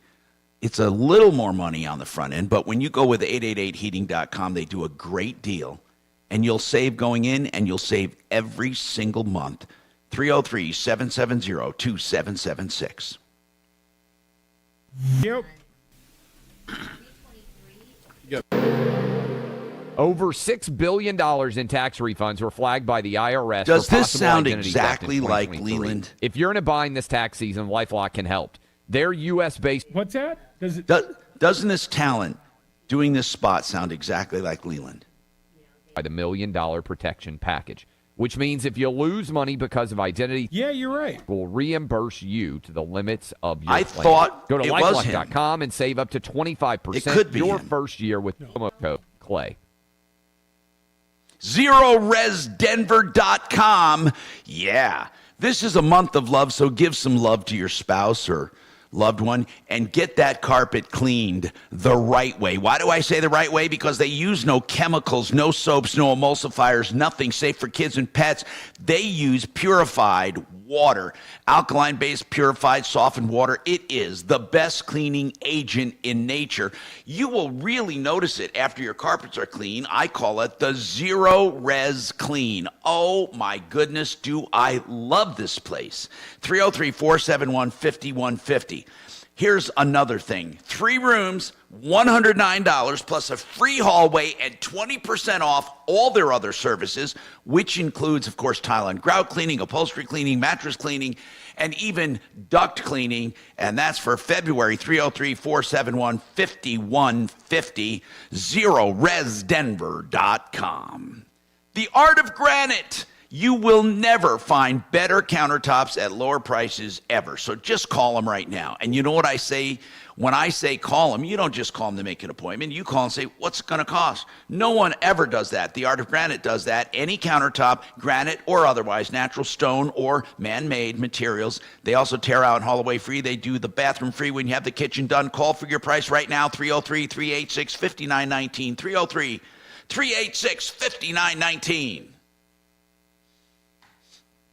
Darn good. You were sideways, all right. Oh, I got that fixed up, though. Well, I know, but I'm just saying that, So it's I all do. well and good that the consumer pays the charge. Yeah, over a million points a year. Sure. And I was giving that up. I mean, you're talking $20,000 to $35,000 a I know year. exactly why you're doing it. I know. Bastards. Yeah. But he's preaching about the consumer paying the fees. Well, but you said it perfectly, except me. Except you. Okay. What, you're saying I can't have it both ways? Why not? Tom has it both ways all the time. Hey, you said that, credit card in hand. Is Apple Pay technically a credit card in hand, or is that a I think it's considered that. I think so because it communicates with the terminal through NFC or whatever it's called. Yeah, I saw meaning that. it's present. I think that is You know in what I'm hand. saying? Yeah. Yes. And then the other good way to do it, in fact, Capital One makes me do it now, or maybe it's Amex. One of them makes me do it. If I buy something over the internet, not like Amazon, I don't know why not Amazon, but almost anything else, it is Capital One. It will text me a code, and if I don't put the code in, it won't accept a credit card, which is really cool. It is cool, yeah. Or then I guess Tom uses, doesn't he do the, hey, Tom, don't you use virtual cards online? Every time. Yeah, I do too. That's a big thing now too, man. And what is it? It's only good for like one time? Is that the whole deal? No, you can make it for that merchant all the time, or you Okay. can make it for a one time. You can lock it the next day, or you I can like lock it that in a one week. merchant. You have full control over it. So if you gave, for example, Vonnie a virtual credit card that was only good at, say, adult sites, he couldn't use it on other sites. That's right. Okay. You could Quite the do. You analogy. can How do you- name the What goes merchant on in- and the thing, and then you can name the when it expires, or you can lock it immediately. Or it's like, so when you go to a site that's questionable, you can pay with that, and then have it turn off the next day. But you preset that. Well, what's cool, though, in all honesty, is if that company is no good or someone that works for it, and they try to use that credit card somewhere else, it's just no good. That's it. I love it. I love it. But you don't have to change your whole card around if there is fraud on the virtual number. That's right. The best you don't part. have. You're right. You don't have to 'cause you have it cancel. loaded at 30 places for auto pay that you got to go correct all. Well, here's one thing that I found, though. That should be the case. But if a questionable charge shows up on your card, I think it shows the last four numbers, of the card it is on, not the virtual Not the number. virtual. So Probably you true. have to go and figure out if a virtual card was used and which one it was. Got it. And that sucks. That they should show if the last four numbers when you look at the statement. But they don't. They show only the last four numbers of the real card.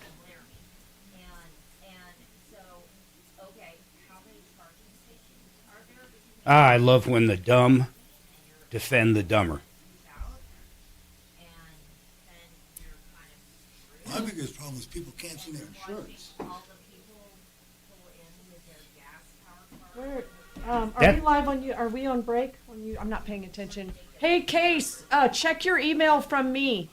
I don't think Case is seeing people's chats, but I can see Case's chats. Yeah, I can see it. Yeah, but so I emailed them because I don't know if Case is a girl or a guy. I don't know how that works. Denver's talk station, 630 KHOW.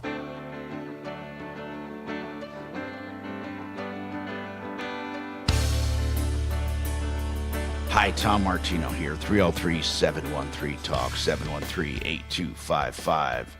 Cynthia, you have a question with Social Security. What is it? And by the way, you can call 303-MARTINO right now and get right through. 303-MARTINO, leave a message, and we'll get back to you, or whenever. You can call it 24/7. What's going on, Cynthia? Well, my husband just told me that the Social Security has changed, that I will only receive half of his benefits when he passes. Now, here's how it works, dear. It looks like half, but it's not. Here's what happens.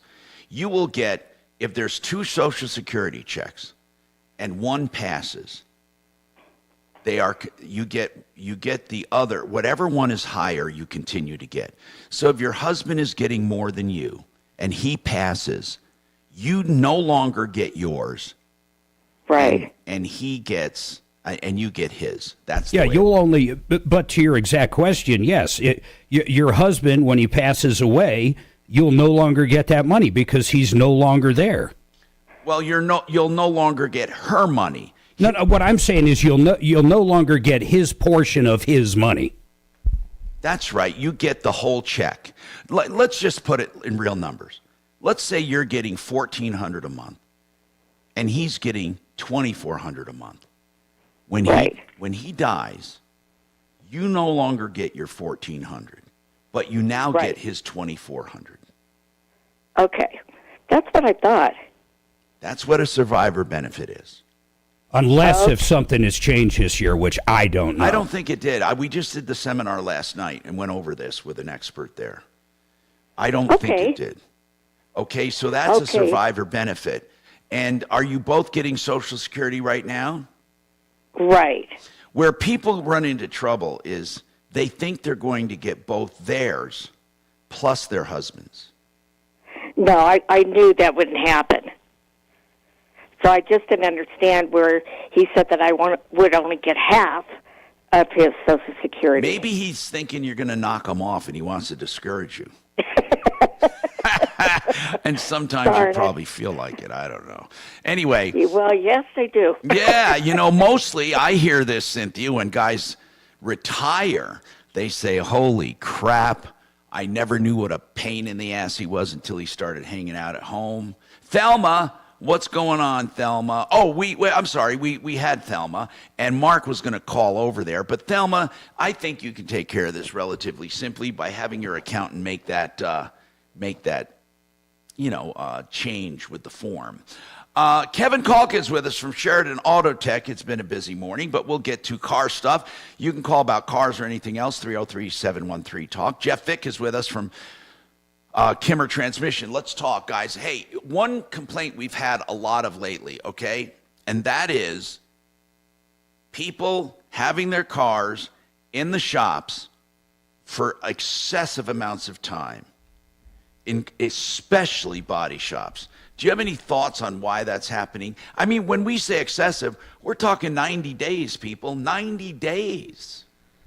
Yeah, 90 days is a long time. But That's for body crazy. shops, I'm not necessarily saying that that's terribly long right now. I mean, right now I'm driving around in a black ping pong ball or a golf ball rather, because I got hail damage earlier this summer, and they can't even get me in until July 3rd of this year. At least your vehicle is drivable. Can you imagine 100%. if your vehicle is not drivable? Yeah, we've had cases where something that used to take us 3 and 4 days can take us 3 and 4 weeks just trying to gather parts into the Well, when is into the it going to shop. go? Come on, we can't keep blaming COVID, for God's sakes. When is this going to go back to normal? No, I think it's an accepted norm. They don't have to inventory the parts as they did. They're just major warehouses that are regional as opposed to local. Quite frankly, quality control's gone way Quality down, control's too. down, everything. But insurance companies aren't helping. We have cars in there for 3 or 4 weeks to do a curb hit. A rack, a control arm, things like that. It's just the email thing now where you email an estimate and a question, you got to wait 3 days for a yes or no answer. It's really challenging. And when people come in and say, don't worry, I have an extended warranty or I have one of these service plans. Makes you cringe. Oh, you don't say Sometimes. good. You think, oh, great. Some of them are good, but some of them want to send adjusters, and the same thing. Now you push the car out for 4 days, wait for the adjuster to And come. no matter what, it's going to take you longer. Yep.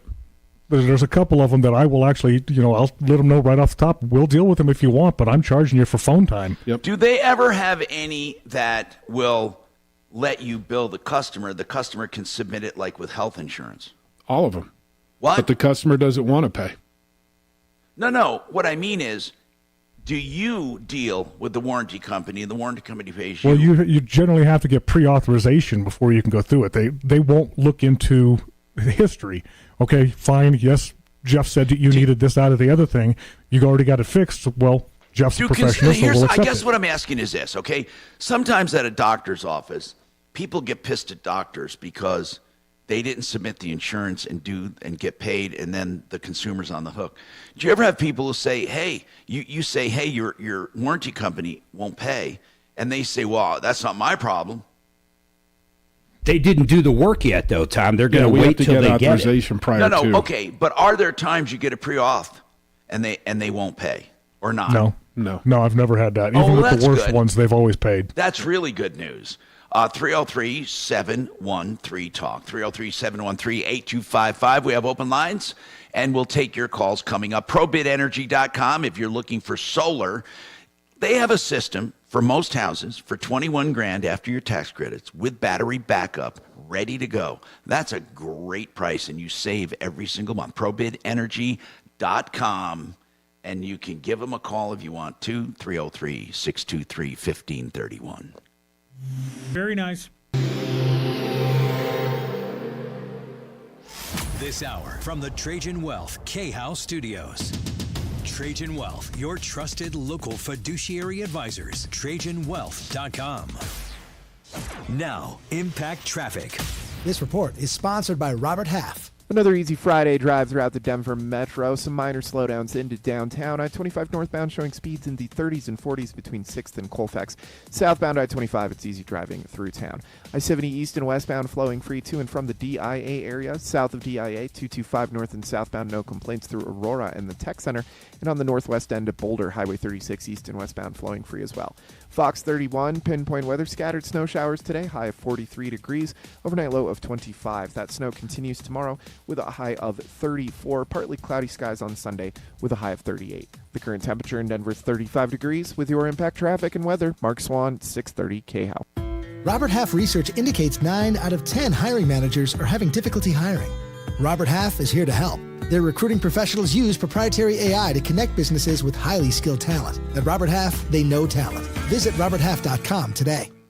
Let's say you only have a few bucks a month to put away, and you're young enough you can save up some money, or even in your 40s. I mean, Become the Banker has a system to get you into either a fixed indexed annuity or overfunding a life insurance policy. Now, some of them work better for others, but these plans both will produce tax-free growth, or it is tax-free if you do it the way they do it, and they can show you how to use this money, and also it's guaranteed never to lose money, never, and to give you income, one income for life. Find out more, 303-779-6600. Very nice. How much time do I have, bro? 5 minutes while we sit here and eat pizza in your honor. Thank you. I thought Meals on Wheels is coming. That was the best fucking comment ever. Only if he eats it with a visiting angel. Yep. Yeah. I'll sit and listen to all your stories. Ken, did you hear that pizza's here? Yep. They could learn from Tom how to listen I know to that's stories. why you're Then what here. I wanted to show you guys something. I think that's Look how real that looks. That's not UPS? Nope. What is it, a scam link? It's a scam. Wow. And you know, it looks so real. And I went to a UPS store. I said, is this yours or fake? Because it looked pretty real. Mandatory bumper sticker comes with that. I think every Subaru comes with a lesbian. Which Or someone in Boulder. Or a registration for the Democratic National Party. And I guess you'd call a lesbian It's the one car people will fix, no matter what. I don't care what year it is. That Jeeps. What's wrong with it? Jeeps are the same fucking thing. They love them, huh? Yep. Well, look at Doc. He's had it for fucking everything. Speaking of Trim lesbians, $6,000, 6,500. When can you have it? TR60, man. you haven't started calling lesbians Cracker Jack boxes because they only come with a twine type. Listen to this story. Huh. Her sister's kid, Brooklyn, she's like, I don't know, 25, 23. So, she gets married. She lived with this guy forever, gets married. Gets a job. They've been married maybe 3 months. They've been together a long time, but married 3 months. And have a baby, little baby at the time. It's about a year ago. She meets a chick at work. She works like at fucking Waffle House or something. Denny's, whatever. Meets a chick named Uni. By the way, there's a difference. Which was it? Because Waffle House makes a lot more sense. No. A lot more sense. If she suddenly, So there's not much story if it's Waffle House. No, if it's Denny's, I'm like, what? Really? She ended up with another woman? Waffle House? Oh, no shit. So she brings. Well, Denny's is just a Waffle House with all the fighting. I know, but it's all dressed up. She brings a chick home. Yes. And they decide to do the threesome thing. 2 minutes. God bless her. So they do the threesome thing. Yes. A week or two goes by. Yeah. And she leaves hubby. Yep. For the girl. Yeah. Okay, now, so for the past year, she's been living with the girl with the baby, not with hubby. Hubby went back to wherever he's from. Then what happens last week, or within the last few days, is the chick she was with brings a girl home. Yes. And a few days later, they decide they don't like Brooklyn anymore. Sure. So they kick Brooklyn and the kid out to the curb. And now she's living in a hotel somewhere. It's like you can't even fucking make this shit up. No. I literally left like a minute ago, It's and we're already talking about sister's threesomes. Oldest daughter. This isn't the one that played the volume making, is it? No, that's a different. That's more of a cousin, I think. So it's sad as Suzanne's fuck, It is, cousin hooked up with a threesome, like a throuple. I bet that happens a lot. Yeah, but I don't think that they're trying to turn it into a relationship, but just that. It just did. Yeah. Okay. I feel bad. You know, for it's like trying a new cuisine and suddenly you're a fan of whatever that is you're putting in your mouth, and you're like, I had no idea I love this stuff, and then you're off. It's off to the races. Yeah, but after a couple of weeks, and all of a sudden it's And that's why she was shopping for fresh clams and came home with another deal. I'm shocked almost. Okay, any Shannon. parent doesn't go through this kind of shit now, though. I mean, I really am shocked. Shit is so fucked up out here. And it's hard to get through to them that getting in a pile really messes things up. I'm It hoping. looks fun from the outside, but I'm hoping she gets back with hubby because that's baby's daddy. 15 seconds. coming back to you, Tom. These guys don't have. All right. Yeah. I didn't finish my pudding. Sorry. Or your meals on a. And other insurers, not available in all states. 630 KHOW, an iHeartRadio station. Hey, Tom Martino here, 303-713-TALK, 713-8255. Today is Friday Car Day. You can call about anything you want, including cars, of course. And I also wanted to talk about the elephant in the room, I call it. I'm sorry, I need to talk about it. You know, I'm wondering what the reason the special counsel mentioned Biden's physical condition, mental capacity. I'm wondering, and here's what I'm wondering too. What they're basically saying is, we're not going to prosecute. He didn't say because he didn't commit a crime. We're not prosecuting because there's not a likelihood of conviction. Now, I want you to read between the lines. There's not a likelihood of conviction. Not that there wasn't wrongdoing. In fact, they absolutely found wrongdoing. So this is what you call prosecutorial discretion.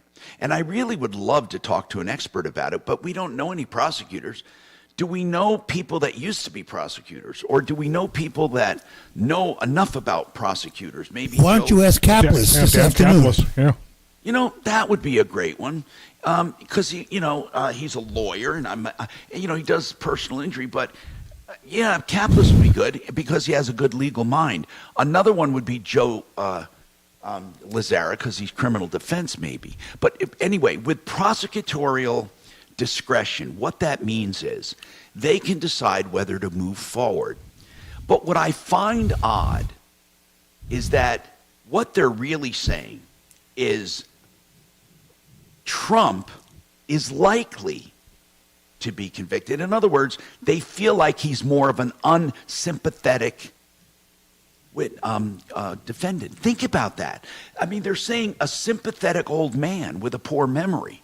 So they're saying people would feel sorry for him. So on the converse to that, think about that.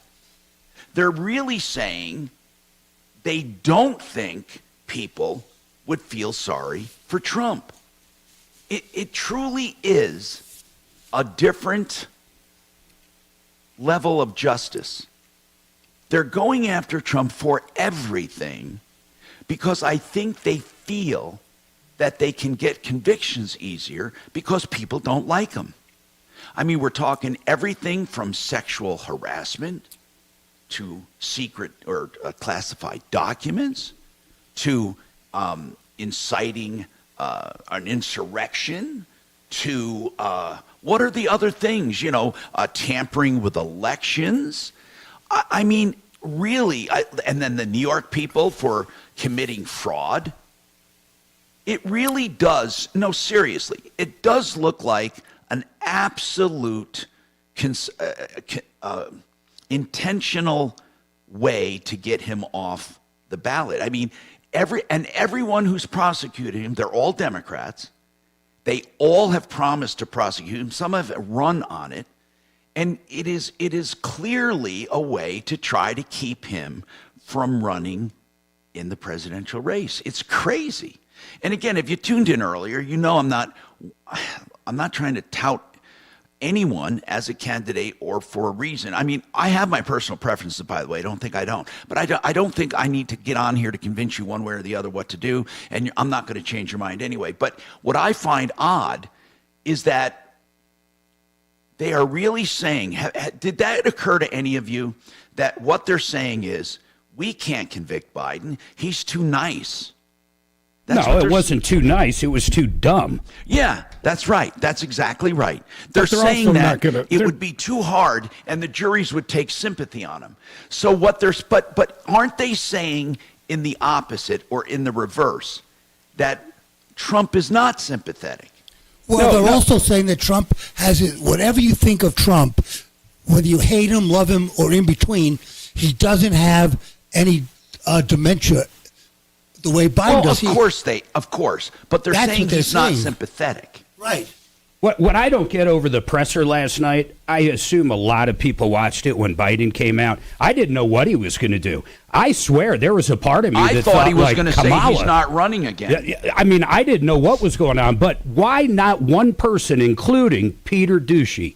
Is that right, Ducey? Ducey. Why they didn't ask him this? Hey, by the way, when did your son die? Or, hey, by the way, where those are the last country you were in besides the U.S. Or, hey, what's your birthday? Not one of them had the balls to actually put him on the spot. I don't think he could answer the questions. He just denies everything anyway.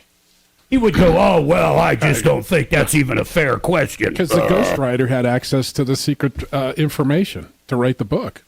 It's amazing. To your point, Tom, it's absolutely unbelievable how corrupt the United States of America is under this regime. Well, let's put it this way. You cannot deny that the justice system has been weaponized. You cannot Oh, my God. It. Beyond belief. That now, woman running. I want to ask a question, and I don't mean to piss everyone off, but I'm asking a question. I swear to God, I have wondered this. Okay, I really have. I'm not placing blame. I'm asking why or when. And here's the question. We have to admit that this country is more divided vehemently and violently and hatefully than it's ever has been. Okay? I mean, I personally feel that hate is on both sides, but I have never seen more hateful and uninclusive people than people who preach not to hate and to be inclusive. That's my own feeling. However, we have to admit there's a lot of hate and a lot of division. It's different than it used to be. You used to be able to have a discussion with someone, and there wasn't this hostility. When did that begin? I don't know, Vietnam War? No, Mark. We had violent protests about the war, but I'm talking about liberals versus conservatives and how, where they're, where, look at, you had, didn't Schumer call for to call out the dogs on the justices? Didn't a lot of liberals give out justices? Reap the whirlwind. Huh? Told them they'd reap the whirlwind. Now, here's what I want to know, though. When did this start? I personally feel it started right after Trump won against Hillary. That's when I noticed it. We had some of it during Obama, but not like this. I think the Trump derangement syndrome and also Trump himself is responsible. I think that with his name calling and his style. After they said he was in a Russian hotel getting peed on his for style fun. From the very beginning. His style. I think his style might have sparked people to do that or not. I'm just wondering, and I'm seriously wondering, when did it really get this bad? Because it is bad. Mark, there are families, for God's sakes, that break up because of discussions. Look, it started with Trump, Tom. What's that? It started with Trump. That's what I think. I think it's just because we're living that moment now. I think if you went back in time, I think I would disagree with you. I really do. But you Mark, want to talk about families when fighting? Reagan versus Bush, do you think it was this vehemently opposed? What did he say? Reagan versus Bush. That never happened. I'm sorry, not Reagan versus. I'm sorry. I'm not talking about Gore. in the Reagan. Gore. No, I'm talking about the Reagan Bush era. I meant. Do you think that it was that way? A senior Bush. I don't think it was during that period of time, but I would say during Gore versus Bush, that was massive. Yeah, that was pretty bad. But Mark, that was short-lived. Once Bush became president, I think that kind of like most things drifted away a little bit. Yeah, but and people accepted him as a president, and they. That's right, Doc. I agree with you. Yeah, but we didn't have the 24-hour news cycle, and on top of that, even if we did have CNN and Fox and stuff like that, it still wasn't like it is now. And we sure as hell didn't have social media where everybody is glued to it like robots and doing whatever TikTok says to do. Yep. I know what you're saying. We got more coming up. I got to take this break. 303-713-8255. Thank you.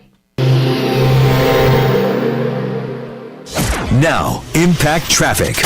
This report is sponsored by Jackson Hewitt. It matters who does your taxes. Another easy Friday drive throughout the Denver Metro. Some minor slowdowns into downtown. I-25 northbound showing speeds in the 30s and 40s between 6th and Colfax. Southbound I-25, it's easy driving through town. I-70 east and westbound flowing free to and from the DIA area. South of DIA, 225 north and southbound, no complaints through Aurora and the Tech Center.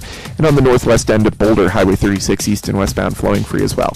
Fox 31, pinpoint weather, scattered snow showers today, high of 43 degrees, overnight low of 25. That snow continues tomorrow with a high of 34, partly cloudy skies on Sunday with a high of 38. The current temperature in Denver is 35 degrees. With your Impact Traffic and weather, Mark Swan, 630 KHOW. When you get your biggest tax refund from Jackson Hewitt, prepare to shout, Jackson Hew, yeah, from the rooftops. In the event you don't get your biggest refund, you'll get your money back, plus $100. LazyDays.com. Lazy Days, the RV authority, and we're happy to have them in the family, especially when we talk about cars, car day. You can think about RVs as well if you need them serviced. They have a beautiful service facility at I-25 and exit 240, right on the frontage road, right there where it used to be Century RV. It's now, of course, Lazy Days RV of Denver at Longmont. Give them a call, 303-453-1111, or go visit them, 240 and I-25, lazydays.com. Keel and Park are estate planning attorneys. And by the way, Brent Keel was there last night to say hi to our crowd that we had at our retirement summit. What a wonderful time we had. And he addressed some of the common misconceptions about estate planning and why you should have an estate plan and what happens if you don't. If you want to get in touch with Keel and Park, what they do is unlike any other estate planning firm. They go over everything with you, and it's free of charge. They make recommendations on what you need. If you decide to go with them, it's a flat rate price. Now, you can do all of it or some of it. Still flat rate pricing. LawKP.com. 970-818-8198. That was very nice. Thank you, Tom. All right, Mark, do you want to try it again? Try what? Try what? You were talking. He was in there just like talking to a ghost, thinking that he was getting through to somebody. Would you like to try that again, Mark? You mean to me? No. I was trying to tell you something, but you weren't listening. It wasn't Tom. You're trying to tell a... Mark, no, I was talking to Doc, and freaking Shannon was cutting the mics off. No, you were trying to talk to a YouTube moron. Yeah. Like they were just in the room with you suddenly. And they should be in the room. I heard you giving my family Brooklyn drama. Oh, my God. I love that story. Oh, my God. It's crazy. No offense, I might be thinking about your family later. Listen, I'll tell one on my side. My cousin came out, a cousin that I hadn't seen since we were both little kids. Yeah. I picked her up at the airport out here a few years ago. I find out she's a Mennonite or grew up in a Mennonite house, and that the house whatever it is, and the house was so disgusting, I know she you was like afraid to have friends over, and she was in an eating disorder hospital for, 2 or 3 months. None of this shit anybody knew. I was like the first in the family to find out. We know Tom likes Mennonite. Poor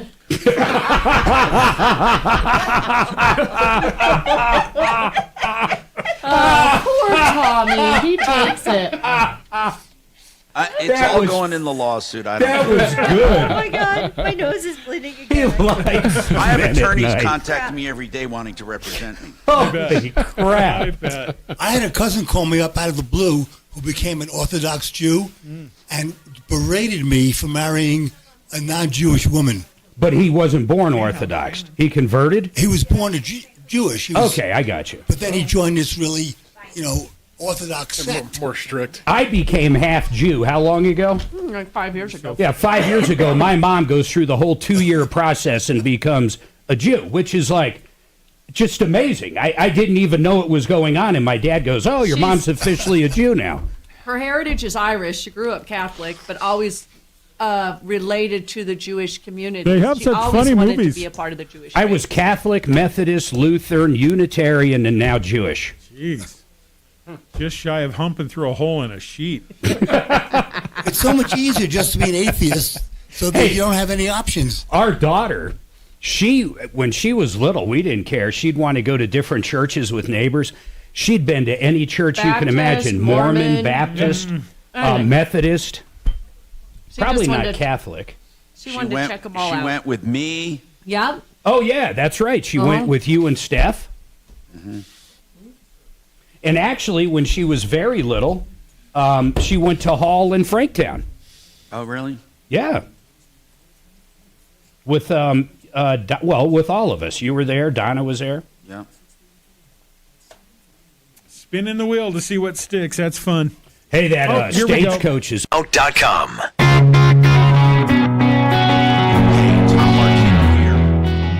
Terry's got a comment on politics. I was wondering when it went so south. Somebody suggested on YouTube, one of our morons, that it was maybe social media did it.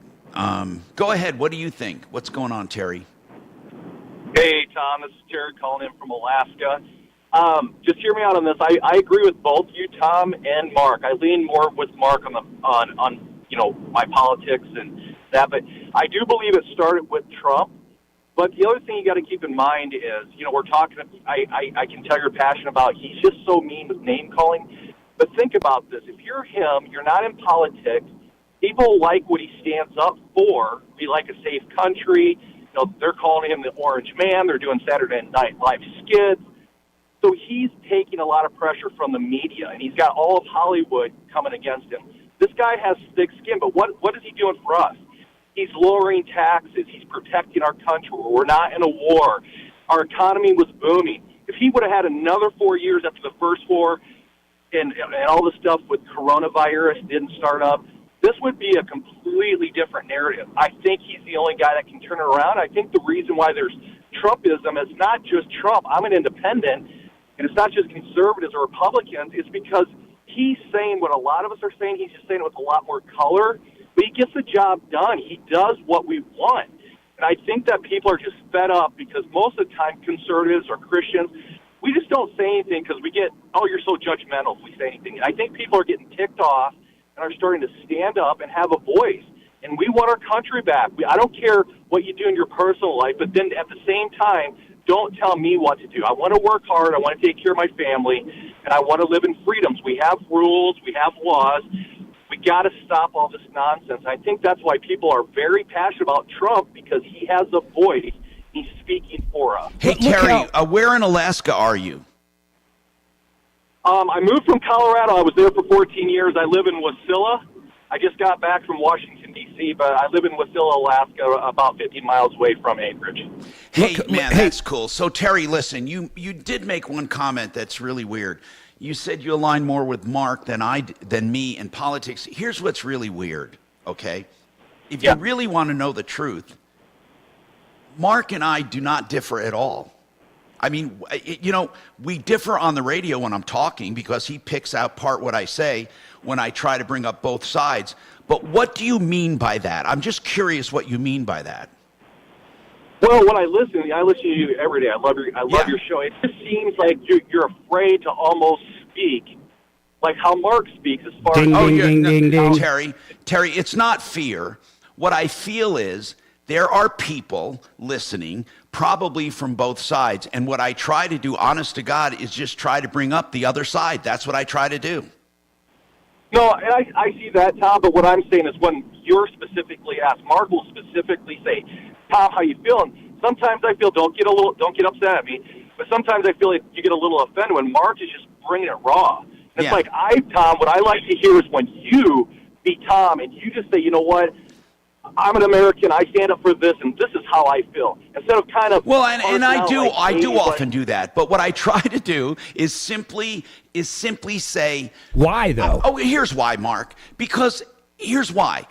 I socialize and I read and I look and listen to so many different viewpoints that I think, some of them should come to light. Because they're interesting. It's not that I'm trying to tell you you're wrong. I'm asking you how you feel in the situations he's talking about, not what you've read about. Hey, Tom, what do you think about who are you going to vote for? Mark, didn't I just say that the two of us are aligned and I had no idea what he was talking about? When you and I are on the phone last night, was I saying to you, well, Mark... No, but I think your audience would like to hear that Tom occasionally. And I think they do, but maybe more often, okay? And I don't know where my audience skews exactly. Awesome. I can tell, I know where it skews, but I won't go there. Where the audience skews? Yes. Go there. I mean, why not? Well, There's no wrong answer. Very conservative and older. Yes. And honestly, most people that are older are more conservative. It's just a fact, unless they're homeless. Mm-hmm. Or both. Or both. Thank you. And I think that caller nailed it, Tom. I really do. I think that caller nailed it. Sometimes people just want to hear you go, God, this Biden's a piece of shit. It's hard to be Sweden. Stay in the middle. You can't stay in the middle. I'm not in the middle. I'm never in the middle. Not all that bad. I don't order pizza. I don't eat pizza. No. I didn't change anything. Good morning, Troubleshooter Show. Hey, whatever you Humping through a hole in the machine. I watched this show on one of the stations about Mormons, and I was absolutely shocked. Now, I'm sure it was a hit piece. I think it was on Netflix, but I mean, it was kind of a hit piece. But it's kind of amazing some of the things they do. With, the underwear. They wear certain underwear, which is just like, I don't even understand the relevance of it. But it also changes a lot the further away you get from Salt Lake. When I lived in Wyoming. Oh, you mean it gets more less conservative? Less conservative, yes. Yeah. And it's only recently that Salt Lake has become under 50% Mormon. Mm-hmm. I didn't know that. Yeah. I'll tell you, our neighbors were Because it was a great Mormon. job market during COVID. And I did like great. Bruce. They came over to our house and planted a few trees. And So they had, I forget when they're on their mission.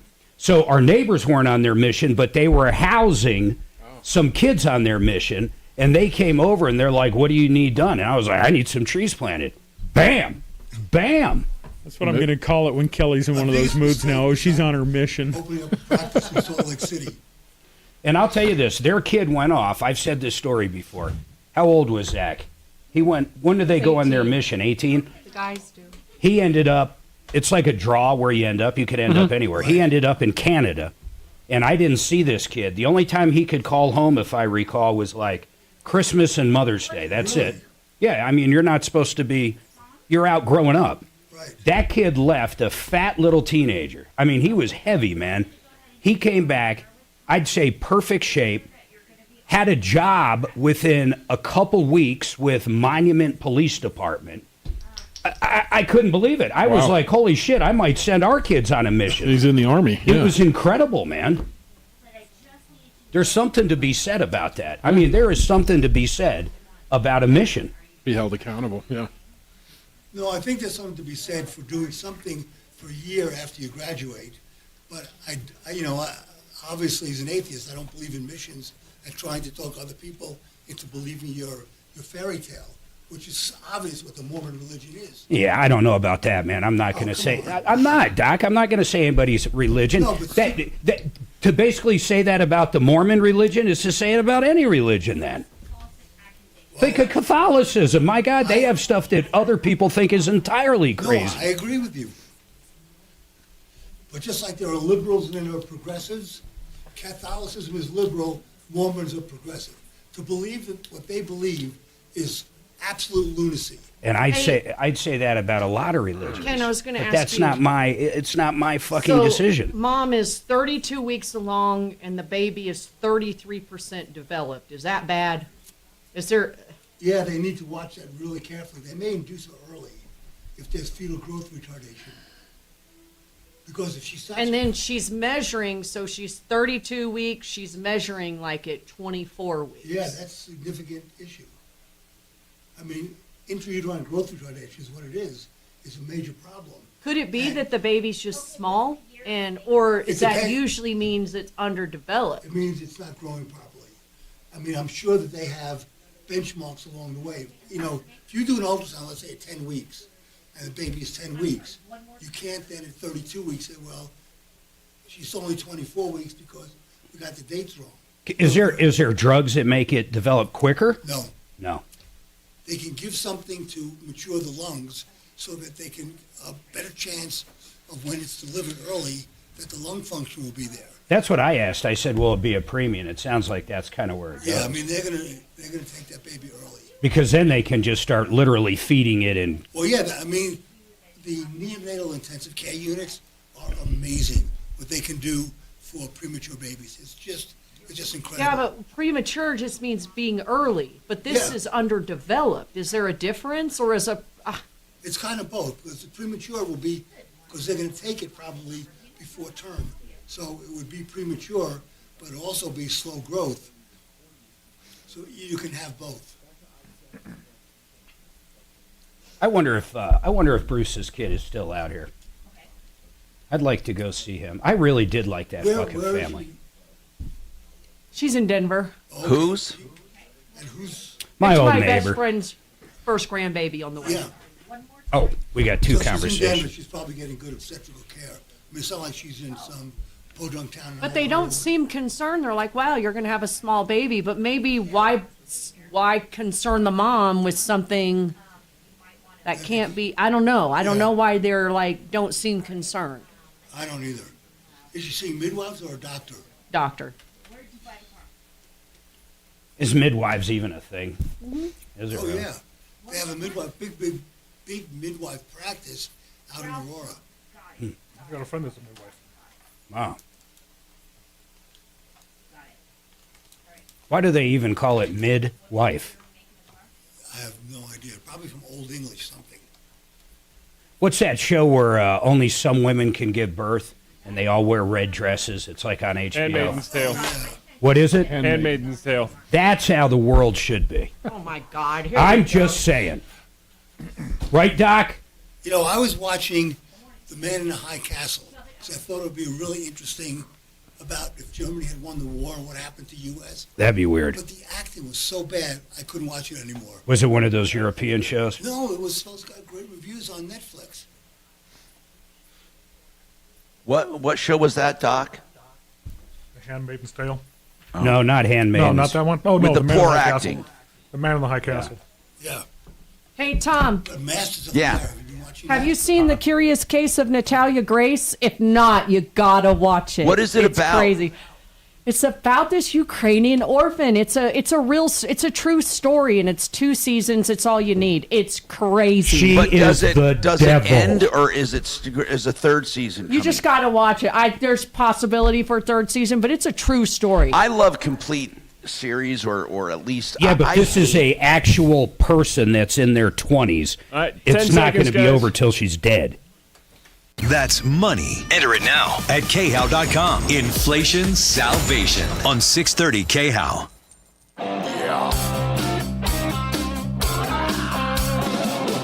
Ripped off.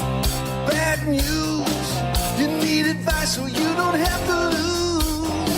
We'll come running just as fast as we can. Troubleshooter's gonna help the common man. This is the Troubleshooter Show. Now, Tom Martino.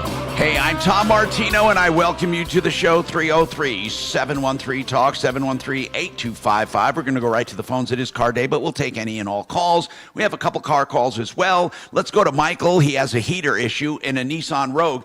Anything you people want to talk about, give us a call. We're always willing to take your call. And I have a story to tell you about a guy I met last night who did an insurance checkup with Compass. And you're not going to believe this story, Mark. He said Compass proposed to him insurance that was 3 times as much than he was getting with American Family. And I said, how is that? And wait till you see and hear what I found out and the reasoning behind it. But first, I want to go to Michael. What's going on, Michael? Yes, Tom. I got a 2013 Nissan. And for about a month there, every time I turn on my heater, it'll make all kinds of rattling noise and ugly noise, but the air would still come out and it would be hot. So this happened for like a whole month, and probably one day it just went off. It wouldn't go back on, no heat, no air. When you said it went off, the heat went off or the blower motor or what? Everything. It wouldn't turn on. The blower motor ran out, no heat, no... Does the air conditioning work? Nothing works. What do you guys think is going on here? The blower motor was acting up, and it finally just quit. Okay, Tom, I took the blower motor out. Sure enough, the fan was all wobbly and everything. That was making noise. I replaced it. Put it all back together, went to turn on, and I still don't got nothing. Well, that's probably because you didn't put it together right. That's what I was going to say. You also have a resistor in there you might have blown when the motor went. So you got to look for the resistor. Or even a fuse at that point, right? Well, inside the box, there's a resistor. Did you get just a new blower? Is that all you got? I checked the fuses and put a new blower in. Okay. But Kevin is saying there's a resistor, too, and if it's shot or overheated or whatever, it's dead. Because that's what changes speeds in the fan is a resistor. So the resistor So is when it was in. going out, it blew that because of the resistance. Yep.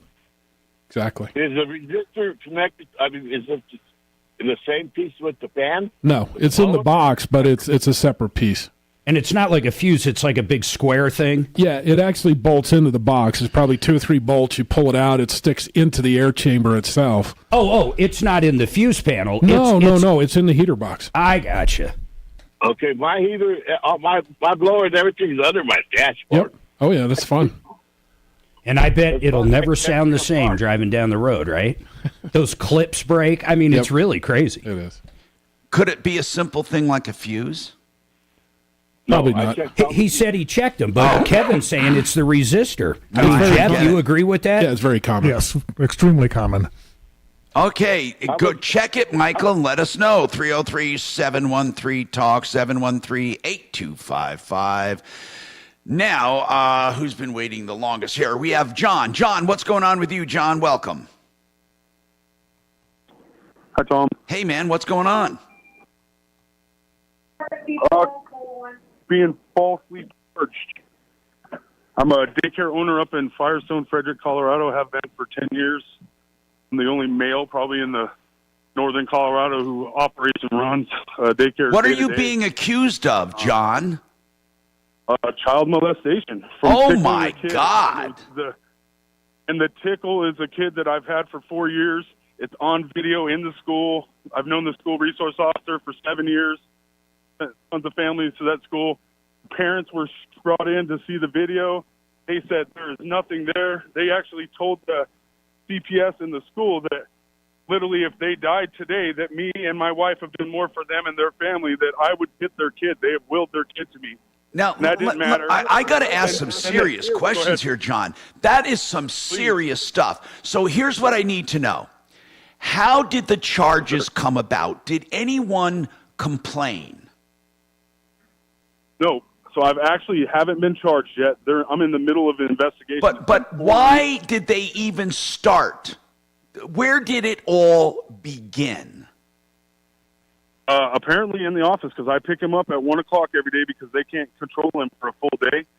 So we sent him there for kindergarten. I have to go pick him up every day at 1 o'clock, which is inconvenient, but we did it because we love that family and I love that kid. I don't think you're understanding the question. John, you really have to listen to us, okay?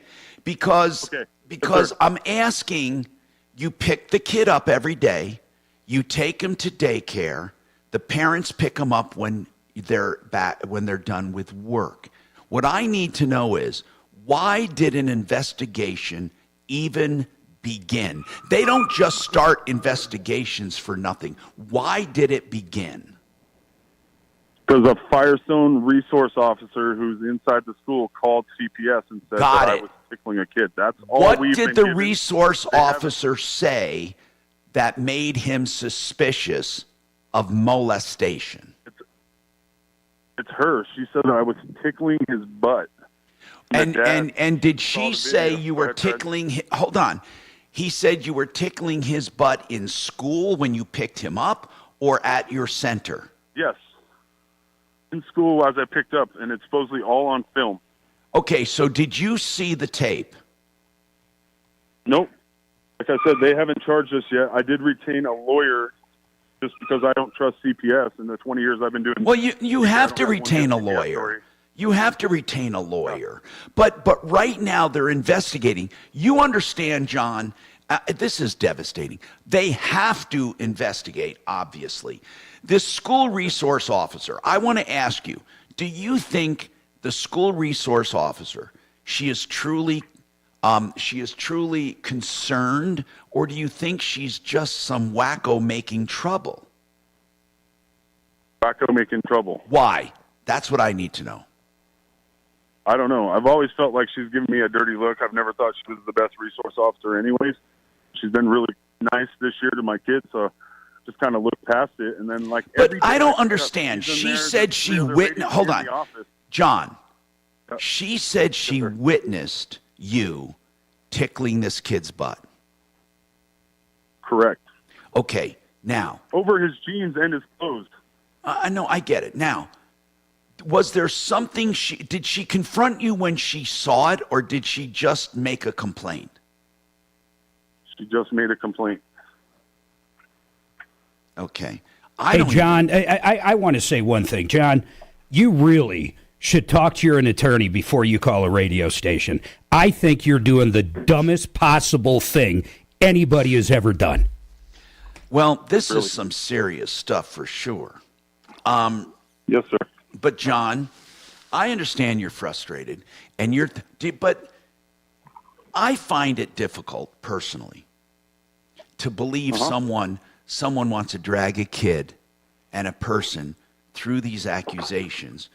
I'm not saying that it happened. I'm saying that maybe she believes something is happening. But here's the thing. How old is the boy? 5. They're going to probably talk to the parents and the boy, maybe have the boy talk to a psychologist or someone. And then, did they talk to you yet?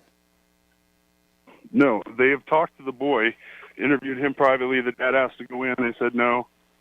Then they've come to my 2 daycare centers. They've interviewed just kids so far, 3 and 5-year-olds, with super leading questions. And then no talking to any of the parents. Most of the parents have reached out to him. They haven't interviewed a staff member yet. Okay. John, 3 and 5-year-old little John, kids. they're going through the motions they have to go through.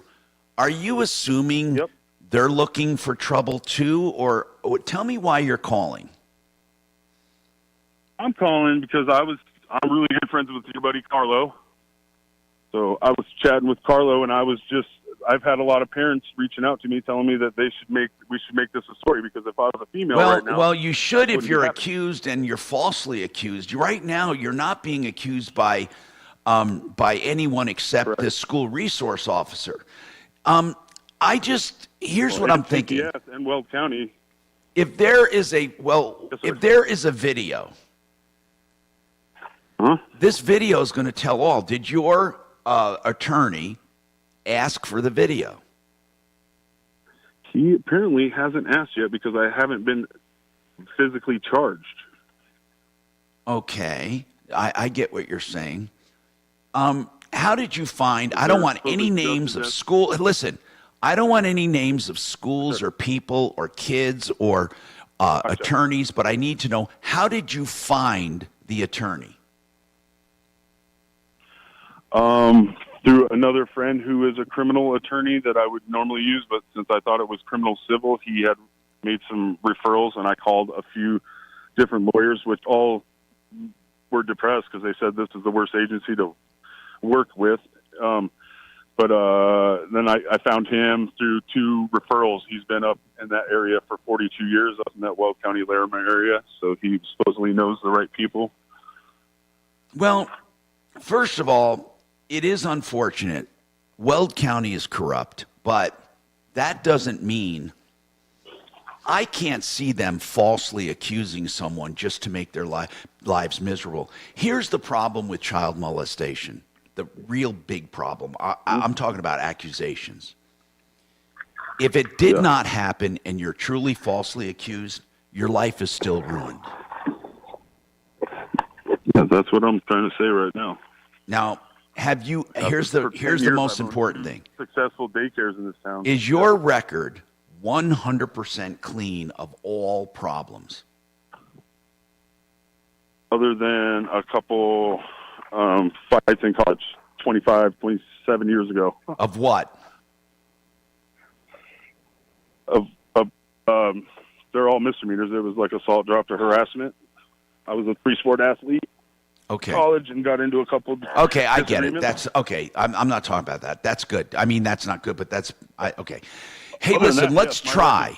Hold on a second. Let's try to get Joe Lazzara on if we can, please.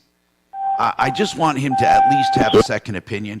303-713-TALK, 713-8255. We'll get Joe Lazzara on. Compass and Ideal Home Loans is still doing loans, okay? Of course, people are buying homes. But the best thing about Ideal, the interest rate guarantee. If rates go down, they refinance you free of charge.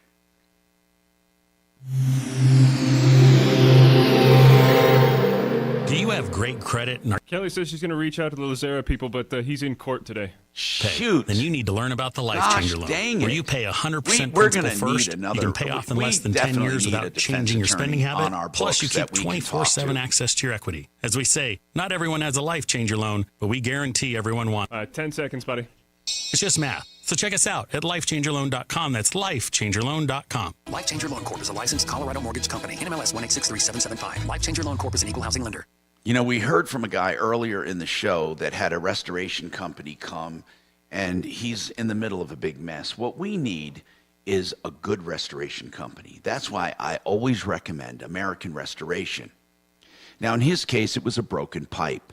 Whether it's a broken pipe or some kind of fire or flood or anything weather-related or just a discovery of black mold or asbestos or whatever, they can take care of all of it. And they're some of the only people that have the EPA certifications, the licensing, the education, the knowledge, know-how to deal with anything, even unattended death or crime. So American Restoration 24/7. Call them. Don't let your insurance company do the selecting, please. It's your right. 8337-AM-REST. 8337-AM-REST. Your insurance company won't call the best company, so you do it. 8337-AM-REST. Hey, Genesis Total Exteriors can do anything on the outside of your house, from the roofing, soffits, fascia, siding, windows, doors, decks, railings, painting, all of it, including stucco. They can even upgrade you to stucco. If you have an insurance claim and want to upgrade for a few bucks, you can do that, and you can enrich your house. Now, you may just want to do home improvements. They can do that too. And they do a lot of their estimates on the phone or, through software. You want to check it out. GenesisTotalExteriors.com, 303-679-8509. Today's car day, and one of the motor vehicles we love talking about, RVs. Yes, whether it's a motorhome, a Class A, Class B, customized vehicles. If you are looking for an RV of any kind, LazyDays.com. Great people, several locations, great selection of new and used with the best deals around and the best trade-in values. LazyDays.com.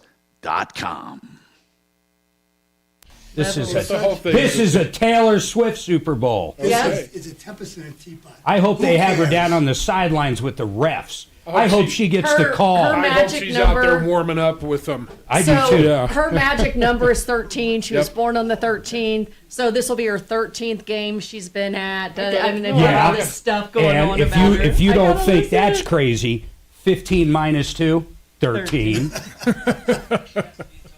What about 20 minus 7? You can put that one in. 13. Right. What are the fucking chances? Yeah.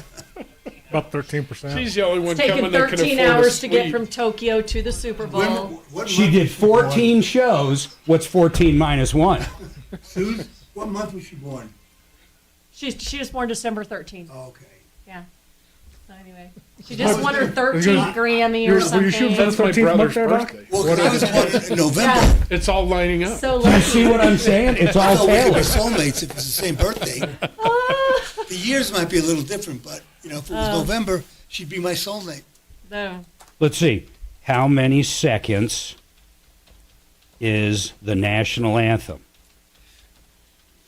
With people, that's right, Talib. Hashtag, Mark said hash pound the other day. I was dying. I was laughing so hard. I'm like, senior did you moment. mean hashtag? Well, it's like when they had the whole hashtag Me Too thing going on. Yeah. I'm sorry. I grew up in an era where that was actually the pound sign. It was a pound Mark's like, sign. hash pound, lazy. Help and me I'm too. like, hash pound? It was a fucking pound sign well before it had anything to do with hash browns. Hash browns. Hash pound. Yeah. She looks at me like, what'd you just say? I said, oh, hashtag.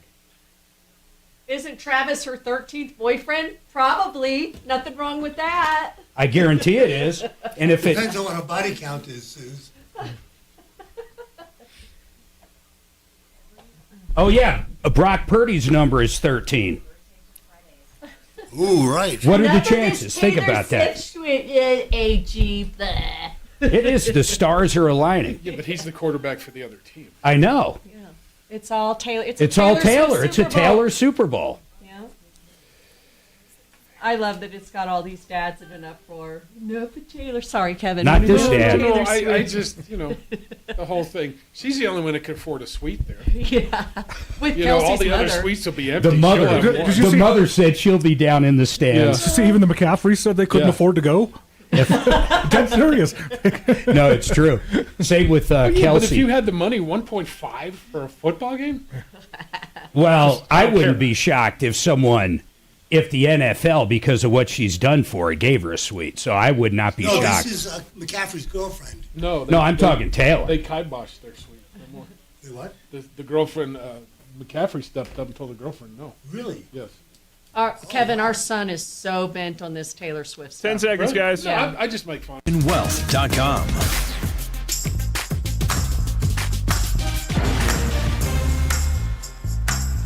Hi, All right. Tom Martino, your troubleshooter, 303-713-TALK. So, we don't have an attorney available right now to talk about this. And it really is terrible, John. But all I can say is this. At this point, we will get an attorney and get you on again. At this point, cooperate, but do what your attorney says. If you have a criminal defense attorney, do what he says. What does he say to do right now? He just says to wait to see if it gets dropped or if they decide to charge you with anything. That's what you really need to do.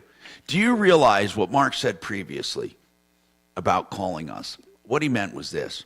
Let's say they find no reason to charge you. But before that happened, you went on radio and TV, bitching about the fact that they're investigating you, you're always going to be looked at as a suspect in child molestation. Gotcha. Even if you were never charged. So what I would do if I were you right now is wait and see. But we can talk to a defense attorney and get you back on if you want, just to make sure you're doing everything correctly. 303-713-TALK, 713-8255. Trace has an engine issue with a 96 Dodge Ram. Well, that's the issue right there. It's a 96 Dodge Ram. How many miles on it, Trace? Actually, it's only 243,000, but... Wait, on that engine? Yeah, but it's the old 12 valve, so they're million-mile engines. Well, is that true, guys? Is that 96 Dodge Ram a million-mile engine? It's a diesel. Oh, okay. So what's going on, man? Well, I blew the turbo. It went out because of age, as some things do, and so it wasn't a big deal. I just replaced it with the auto store one, and basically got it in. Everything's working fine for a couple minutes, and then I start having really bad oil blow by. And I'm trying to figure out really what's going on with it. I'm doing troubleshooting. Turbo. It's that oil going to it. The oil return tube's completely clear. Everything's spinning fine. Nothing's going on that I could tell from troubleshooting. So I'm like, okay, you know what? I'm going to go ahead and get it to a local shop and have them troubleshoot it to see what I'm missing. So I take it to a local shop, have it towed in, and they proceed to call me and tell me that they tried to troubleshoot it. They started it. It basically had a runaway engine, and they said my engine's fried now. We had one of these, Tom. It was in Colorado Springs. I remember it, Mark. It was a Mercedes, and it was pretty new. It was a Sprinter van. It was, and it ran away at the shop. I don't remember how it got into gear, but it got into gear, it hit something, but more importantly, the engine revved up so much it blew. Now, Trace, what do you think is this going one on? didn't get into gear, but they're saying it went over like 8,000 RPM. Yeah, what do you think? Are you blaming anyone for this?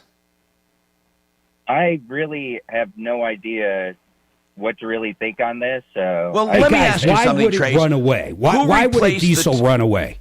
Who replaced the turbo for you? I'm sorry, say that again? Who replaced the turbo? I did it. Okay. But there's very clear literature, plus I did my research, made sure I had pre-lubed it, made sure there was oil getting to it, made sure the return tube was clear. Basically, I double-checked everything. Okay. When did it run away? When you started it up? No, at the shop. When you were getting, let me get this straight then, Trace.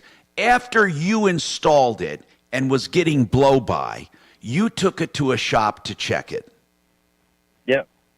And when you took it to the shop, that's where the over-revving happened. That's what they're telling me. It was just supposed to be a simple diagnostics, and are they saying they did not? What are they saying? Are they not taking responsibility? Guys, chime in on this. Correct. Is it their fault that it over-revved?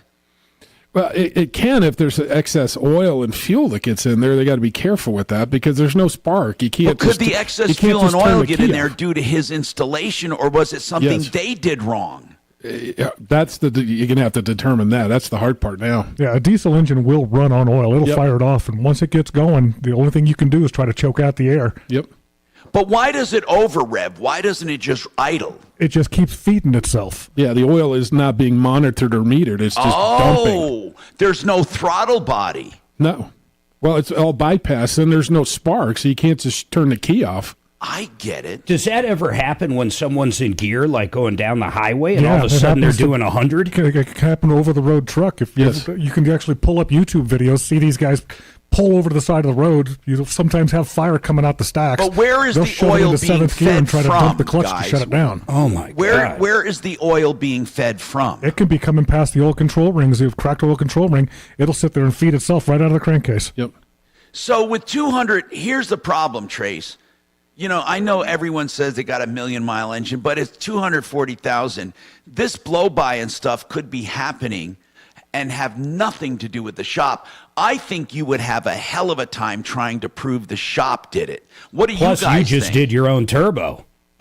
What do you guys think? It'd be a real uphill climb, yes. How much is it going to cost to rebuild that engine? I honestly don't. 15,000? Yeah, I would say between 15 to 18,000 would be reasonable. They told me 16,000, but you could buy used ones for anywhere from 3,000 to 6,000. Yep. Let me ask you something, Trace. I'm just going to ask you straight up. What do you think the shop did wrong? Really, at this point, I'm kind of looking for suggestions on a reputable place to take it to actually give me real answers on even what the heck happened. Okay, where are you located? How would that, wait a second. So let's say they brought it over to you, Kevin, or Jeff, or a diesel shop. What would they do to actually figure out, now that the engine's toast, why it revved up like that? How would you even go backwards? They would have to try to determine where the oil or where the fuel came from, if it was caused by something. Well, let's say it may not be able to prove anything. Let's say it came from the turbo. What does that mean? They may not be able to prove anything. Yeah. Well, but then at this point, they weren't even able to tell me anything of what was wrong with the engine or anything like that. So I don't even know 100% sure at this point. So, Trace, here's the thing. I don't think you're ever going to be able to pin it on them, period. If you want a reputable shop, where are you located? In the Littleton area. Guys, Mark, do we have some really good diesel people? No, we don't, but I still want to go back to this. I mean, I don't know what he expects to get out of it. I just don't know. He's just looking for some answers. Yeah, okay, well, let's say, no, I'm saying if you brought it over to someone, at minimum, they're going to have to tear it down to do some kind of, I don't know, some diagnostics to figure out what happened. I mean, you could be thousands and thousands deep into figuring out what happened. And once you do figure out what happens, that sure as hell doesn't mean the shop's going to give you anything. But it's most likely from the turbo installation. It's awful coincidence if that's not the problem. Yes. So, Trace, so Mark, who do we have as a good diesel shop? I mean, these guys would know better than me. The one that I use, and Mark, Cast Iron. Oh, yeah, Cast Iron. Yeah. They have the tow truck company, too. But, they are good diesel mechanics. Okay.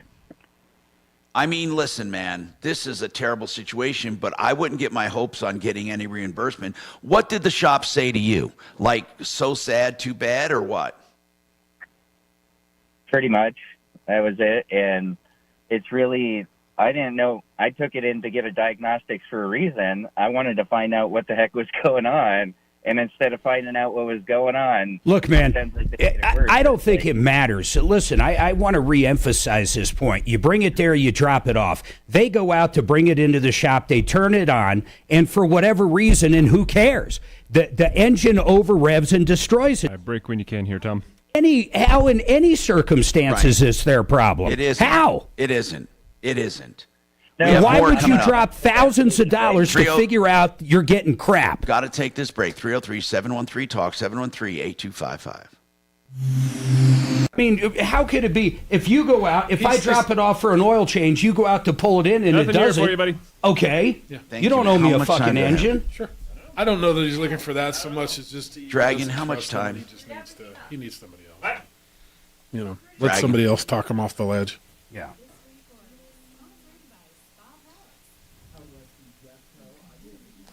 No, it is $1 million. I'm stepping away. That old Cummins? They're good, and they don't take the fucking death. Yeah, but they're cheap. They're like a Harley, dude. They leak all over the leak a flipping lot. place. Yep. Or like a Cadillac. Well, they use them a lot for generators. Oh. So they just set them and, they just sit there. Set them and forget them. Sit there and idle for 10 years.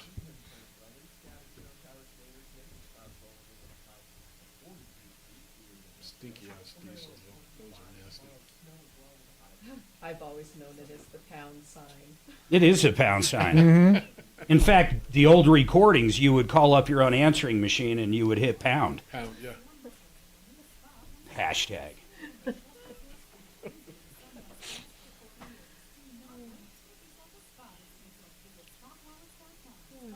Hashtag pound sign. Hashtag. I just couldn't wait to see the kids to tell them. She loves when. What she doesn't realize is all I'm trying to do is make her laugh. You're not. You're I said it on serious as hell. purpose. We're on our way to yoga, and you're like, hash pound lazy. And I'm like, hash Because I knew it would make her laugh. It's the my funny love part language. is he'd be the first one jumping all over. Oh, yeah. Spreading the word. Just, calling via the everybody. radio airwaves. People make fun of my diction, but I do it to be funny. I always try to remember the name of that comedian that you Johnson, somebody Johnson, because his whole shtick was saying shit in a way that didn't that twisted it. Yeah, that was That's what I do. Yeah, he uses his diction and he would twist the word meanings. Oh, let me try to get real quick. Sorry. No, don't say hi. I know. I'm saying hi. Hi. A lot going on today. Sorry Okay, about that. okay. Trying to get everything done. Dragon, call security. Now you can talk about that molestation on air here in just a second. What are you talking about? He was just molested by her. I did. I was. I was offended. What did he say? They accused me of tickling his butt? Liz. That's just odd to begin with. Uh-huh. Salesperson, Liz Meisick. Oh, I don't know salespeople. Nor do salespeople know you, right? Well, they don't. That's correct. And let's keep it that way. I wouldn't mind. I'm going to look real quick. I'm not even going to tell her, but if Gaylord's got a room, I might do the Super Bowl there. They've got one of the largest TV. It probably is the largest in the state. We got the grandkids, so we're pretty much homeward bound. I didn't know it was a Marriott property. That's weird. I'm very upset. I went out to dinner with my son the other night, and my daughter-in-law had a glass of wine. And that never happens? What? Isn't she pregnant? Well, she's not. That's why I'm disappointed. I thought, because I knew you were talking about that. Yeah, I'm waiting for her to know. Hey, I want to ask you, in all reality, if someone's pregnant, and let's say they go out with the girls on Friday, and only, once a week they have one glass of wine, is that a deal or not a deal? It's not a good thing. Okay. That's all I'm asking. Having one time a glass of wine is okay. The repetitive nature of it is not good. So once a week, one glass, not good? I don't think so. Okay. We don't know what the what the tipping point is yet. How about meth? Just occasionally, Meth is though. okay. Okay. Because the kid won't have teeth anyway when it's born. True meth mouth baby. That was good, Doc. Thanks.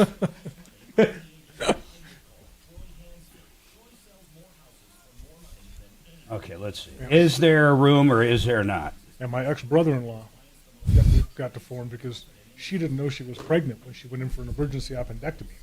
Ooh. But they found out right away. I mean, it's anytime you have a woman of reproductive age, you always do a pregnancy test. If it's a nun, they still do a pregnancy test. Oh, there is no way I would Well, spend no. this on the Gaylord. She ended up having the appendectomy. What are they That's- trying to So he's had multiple surgeries. $550. He's got learning disorders. He's got all sorts of issues. because- Gaylord is just a gigantic Motel 6, man. If you got little kids, they got the cool pool and shit, but other than that, and the sports book. You have a sports book at the Gaylord? What is that? They got a sports bar. Sports bar. It's huge. You said sports book. I mean, I think they have like a 100-inch TV, right? no, 100. It's like, oh my God. It's bigger than the Dallas football stadium TV. Really? Mm-hmm. Is it one screen or multiple screens? I don't know what makes it up, but it's long. It's not like big and square. It goes like for fucking ever, man. It's like, I don't know, 30 yards maybe. But when they first built it, it was bigger than Dallas Cowboy. I'm talking about you, Doc. Doc's an idiot, but he's sometimes funny. You're lucky you didn't give birth to whoever said that. I watched a show the other day. It was a movie. I guarantee you guys have seen it. It's about 20 years old. But he goes to prison, The guy kidnaps his 10 wife seconds, guys. because he screwed up some drug job. DRHI.com or 800-362-8370. Denver's talk station, 630 KHOW. Hi, Tom Martino here, 303-713-TALK, 713-8255. Going to the phones, trying to solve your problem. Trace, well, I don't know if we can solve his problem. I mean, we're done on that one, I think, guys. What do you think? I think so. I mean, go to Cast Iron, see what they can find out. Let's move on. And next would be Sonny. Sonny, what's going on with your 2018 Mazda 3? Sonny. My son bought a car at the Ralph Schump Mazda dealership, and he took it in. He bought it maybe like a month ago. New? And then No, the 2018, right? Yes, it's used. Okay. And then he took it in because he purchased them to get his windows tinted. So he took it to the dealership. They asked him to leave it overnight because they weren't able to work on it on the weekend. So he had to work the next day. So he dropped it off after work at night, dropped it off. The next day, they said they were going to have it ready. But the next day, when they called him, they said that their car garage, where they put all the cars to get serviced, got broken into, and they left his keys in the car, and they stole it. You know, Tom, we get this call. The circumstances might be different, but this call on liability we get so often with shops, it's crazy. Now, I want to explain a couple things to you, Sonny, because people don't like when this happens. They don't like my answer. In most cases, okay, Sonny, the garage is not liable for crime, okay? I know you added the little part about them leaving the keys in it. It doesn't really matter because they locked it inside a garage, okay? Had they left the keys in it outside, that would have been stupid and they would have been liable. The fact is the car was locked up and it was a theft. Now, did they steal more than that car? No, that was the only car they stole. Okay. Now, how many cars were inside, do you know? Just his. Well, then that's the reason, right? It was only one car. Now, the argument could be made, it wouldn't have been stolen had the keys been locked up. That could be made, okay? That could be one area. Well, wait a second. Let's just ask our guys here. Hey, when you have a car overnight or even during the day and it's in the shop, where are the keys to the car? In the car. In the car. Where else would they be? Okay, good. Well, I don't know. I thought maybe they have a lockbox where they hang it. I don't know. But here's the thing. They just said the standard of the industry is to put the key in the car. So I'm going to ask them another question. Both of them. If your shop was broken into and they took the car, would your insurance cover it? No. Nope. Okay. Because it's a theft, right? If you left your door wide open and it stole, what would happen? Yeah, we'd be on the hook for it. Okay. Now, here's Sonny, I'm assuming the car was insured. It was, but they're not claiming liability either. What do you mean? Who's not claiming liability? It was insured by who did you have it insured by? Dairyland. What do you mean they're not taking responsibility? Well, maybe she's saying they don't have that coverage. Well, of course. Do you have comprehensive coverage? Yes, he had to get full coverage to get the car. Well, then how? Okay, for what reason are they turning down the claim? They said they can only hold the person who stole it liable until they find that person. Then they can't do anything. No, wait. Sonny,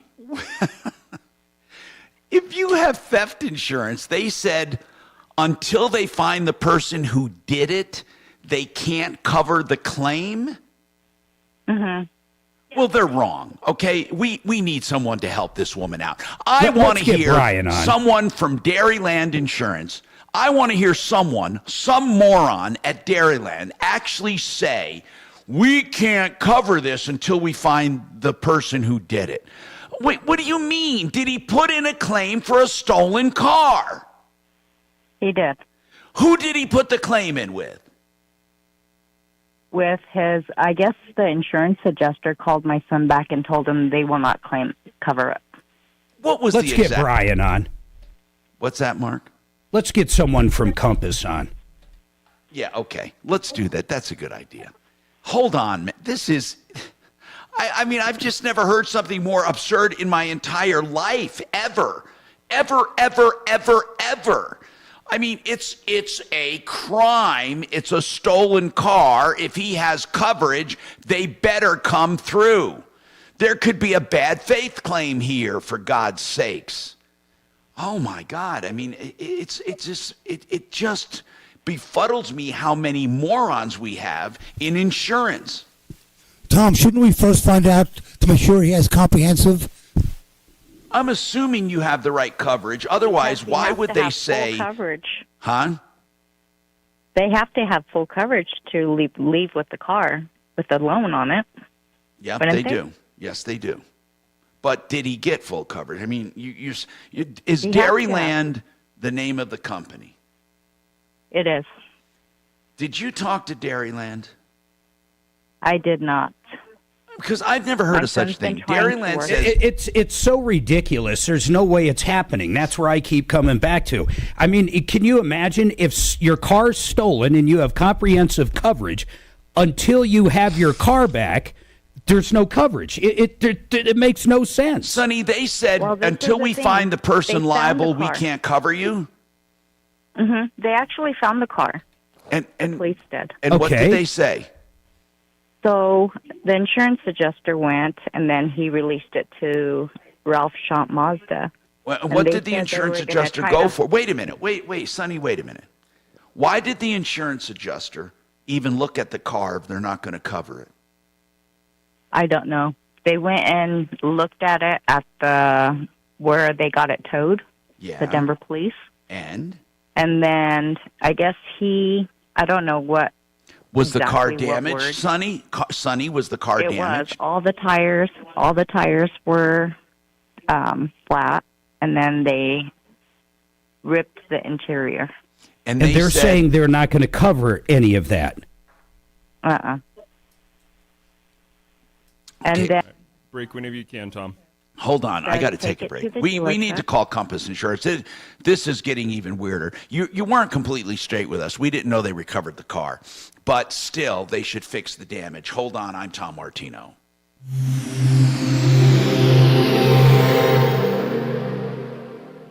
Now, Impact Traffic. This report is sponsored by Whole Foods Market. Out west through Jeffco, I-70 westbound at Colfax Avenue. If for Golden, we've got a car fire in the right lane with stop-and-go traffic back from Denver West. Only about 2 or 3 minutes of delays. Otherwise, your standard Friday drive throughout the Denver metro. Some busy spots into downtown. I-25 southbound showing speeds in the 30s and 40s between I-70 and Spear. Fox 31, pinpoint weather. Scattered snow showers later today. Some clouds rolling in with a high of 43 degrees, cooler than yesterday. Overnight low of 25. Tomorrow, snow as well with a high of 34. Sunday, partly cloudy skies. The current temperature in Denver is 37 degrees. With your Impact Traffic and weather, Mark Swan at 630 KHOW. The love affair is on at Whole Foods Market with 10 seconds, Tom. Fair certified New York strip steak, sustainable wild-caught lobster tails, and more through Valentine's Day. Find deals on all your delicious desires at Whole Foods Market. Frank Duran, therealestateman.com. So many people are wondering what they will get for their house if they try to sell it because it's an unsure market.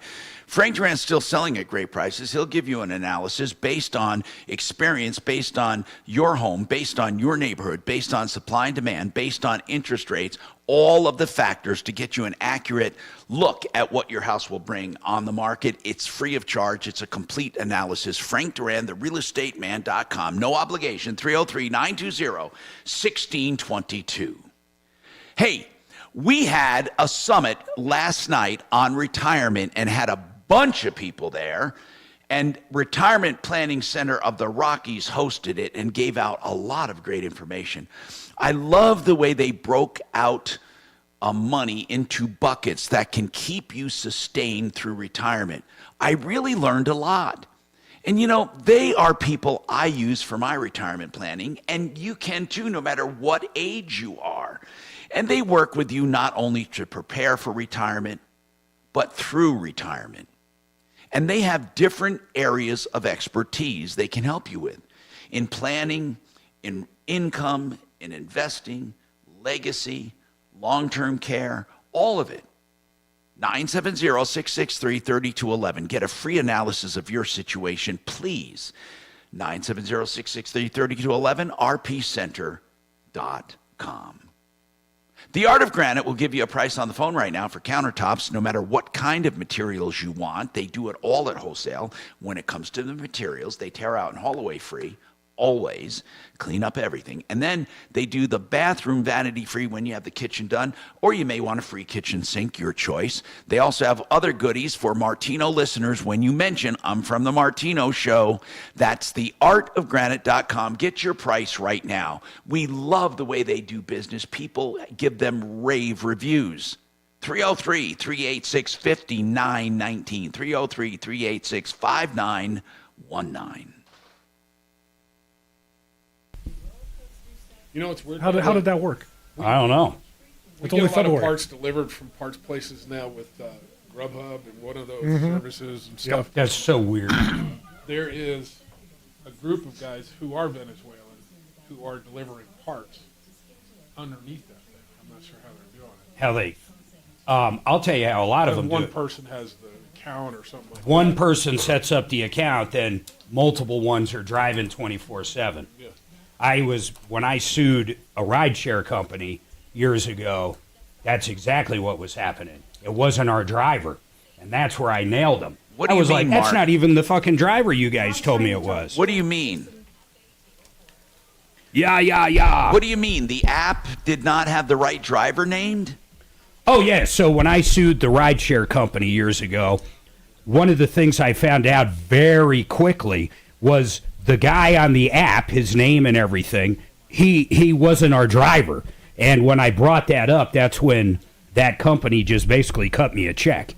But what did these guys say about parts deliveries? Did they? One guy that's actually got a license, or for that matter, a stolen license, will create the Uber account or the whatever the account is, and then multiple people will use that car and do the ride sharing. Or they have multiple cars. Or they have you multiple guys aren't their own saying that delivery. you use Uber or Lyft to deliver. No, but like Grubhub and Uber Eats and whatnot, they've got a division now that will actually do parts delivery. Yep.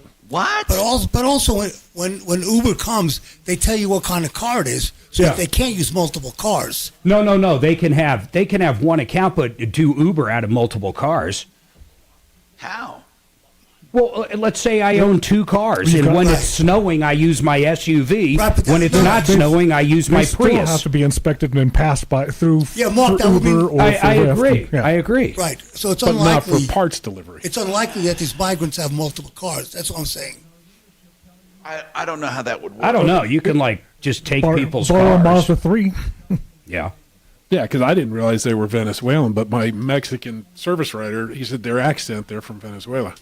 But it's Spanish, right? It is Spanish, yeah. They can communicate with each other, but they have an accent. Didn't know that. Kind of like people from New York versus Texas. What are you talking about? They both speak English. They both speak English. Hey, fuck you. It's just different. Listen here, boy. I only want to deal with Americans. Did you see Abbott yesterday? Texas governor? He's expanding that fence, man. He's drawing the line in the sand. He's kicking out the feds. He had to. Yeah, and the cool part is it's working. Yep. I'll tell you what really worries me is that they didn't vote to impeach Mayorkas. He's responsible. No, there'll be another vote. It was totally political. There'll be another There vote. was no way they're Abbott just needs to take a page out of Colorado's book. I mean, we've got the wolf reintroduction right here in Colorado. Yeah. All right? So I say he goes out to Florida and gets some few gators. Lots of gators. Lots of gators. Forget about that barbed wire. You throw them in that Right. damn Put river. him in the Rio Grande. And then That's also smart, actually. he gets some of those hippos from Seconds here, Colombia. guys. He arrested 30. Talk about it. There's no way the Supreme Court will uphold this. They can't take Trump off our ballot. Denver's talk station. It wasn't an insurrection. 630. Ridiculous. K-How. Hey, I'm Tom Martino, your troubleshooter. 303-713-TALK, 713-8255. Did we get Compass on yet, man? We got to talk to them. I mean, it's really important. So let's talk to Ken with repossession. Ken, what's going on? A friend of mine lost her job and then got her car repossessed. Yeah. Did she miss payments, And, Ken? Yes. Okay. And what's going on with that problem right now? Well, I was the co-signer on the loan. Oh, my God. You're going to be responsible. In fact, it could be way worse than you think. She probably overpaid, and what they're going to do after the repossession is eventually sell it, and they're not going to sell it for much. Then they're going to apply that to the loan, and whatever's left over, Ken is holding the bag. It's called a deficiency, and they can go after either of you. Right. So let me ask you a few things. First of all, did you know she was in trouble at all with the payments? Yes. After she missed a couple of payments, I got a notice, and I knew, that's when I found out. I asked her about it, and she said she lost her job, and that's when I knew that she was in trouble. But so what stage is it in right too. now, Ken? What stage? I just found out yesterday that they sold the car for $1,000. And how much did she owe on it? Well, the loan is up to $17,000 now. And they sold it for $1,000? Yeah, it was. It was a 14. She paid like the new year is here. Hold on, what kind of car was make it? A resolution to improve your health, but if you're feeling sluggish, have him hang on. 2014 Hyundai Tucson. Okay. That's worth more than $1,000. Hold on. We don't know the condition. Why are we not off the air right now on news? Men, the new year is here. Yeah, you are. Many of Okay. us, you're going to make. A I don't resolution understand to what just improve your happened. health. But if you're feeling sluggish and low energy, in any if your case, sleep keep patterns him are on off, and we'll if talk you've to been him. working out and aren't seeing the gains. What you used year to did see, he say? making What that kind of car did he resolution say may it not was, be so guys? easy. This is Jeff for the Rocky Mountain Men's Clinic, and if you're feeling the way I just described, we can likely. Tom was funny. He looked up and he knew it was past 58. Yeah. Hey, that would never happen if somebody responsible. Yeah, I'm not entirely sure what happened. But No. What kind of car was it, guys? What kind of car? He said it was a 2014 Hyundai. So what would it be worth? I guess all I'm saying is That $1,000 would that. That's wrong. That's yeah. bullshit. Somebody made money on that. That's wrong. Yeah, but it was a 2014 Tucson. Even in rough shape, could be worth $5-6 grand. In decent shape, 10 to 12. Yeah, that was. They're being put together. Yep. Was it a Tucson? Yeah, I thought that's what he said. 2014 Tucson.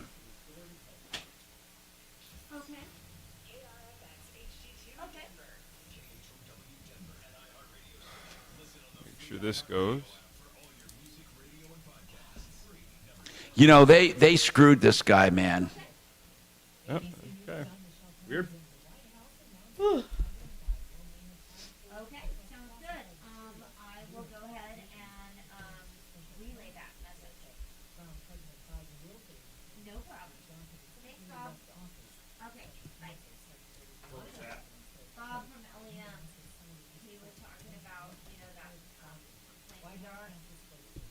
Where is Compass? There he is.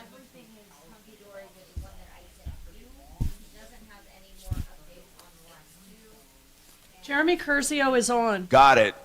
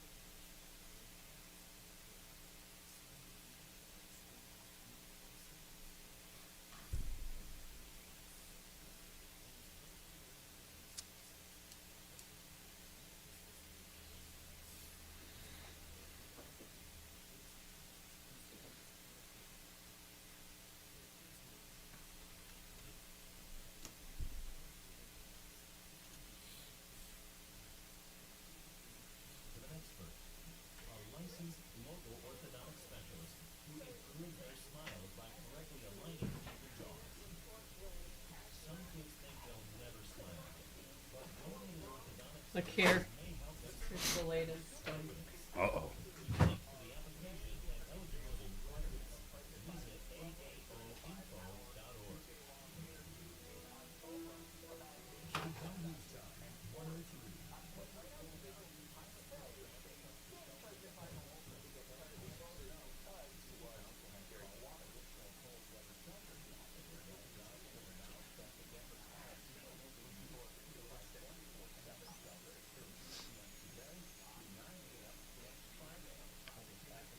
Oh my God, she's bringing this too far. She should have never canceled the flight. That was just Well, stupid. Tracy told her to. Well, It's crazy. I Well, mean. unless they got a refund. I mean, if they didn't get a refund, who cares? We're going, this trip we're going on, we fly Frontier from here to Vegas. Then from Vegas to Cabo, we fly Alaska Airlines. Right. And then from Cabo back home, we fly Southwest. Nothing could possibly go wrong there. Yeah, exactly. Exactly. Alaska got great reviews for being one of the most on-time airlines. It looks good. I don't think we've ever flown it. Just make sure you don't sit. No, we haven't. You didn't. You have nothing to be sorry for. Just don't sit by the door. No, not at all. You know that there's some airplane mechanic's wife who reaches in the bottom of the dryer and goes, How tiny you are. Where are all these rivets? honey, The door's heavy, so might want to call in sick today. MH. Yes, you're correct. Behind Tom, next to the monitor, there is a picture of his favorite band, the Monkees. Oh, shit.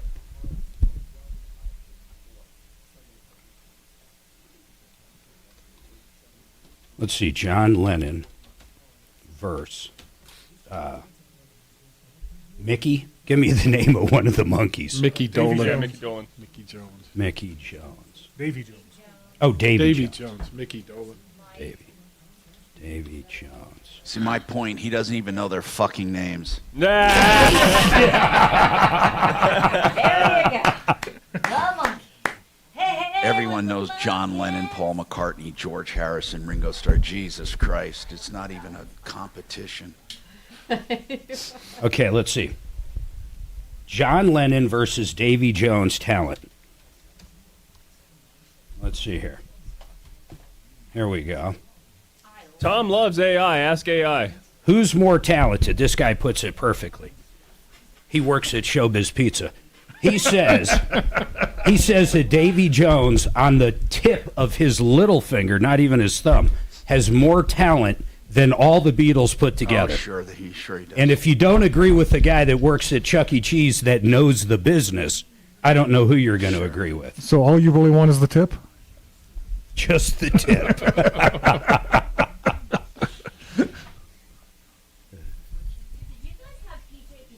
In Oklahoma?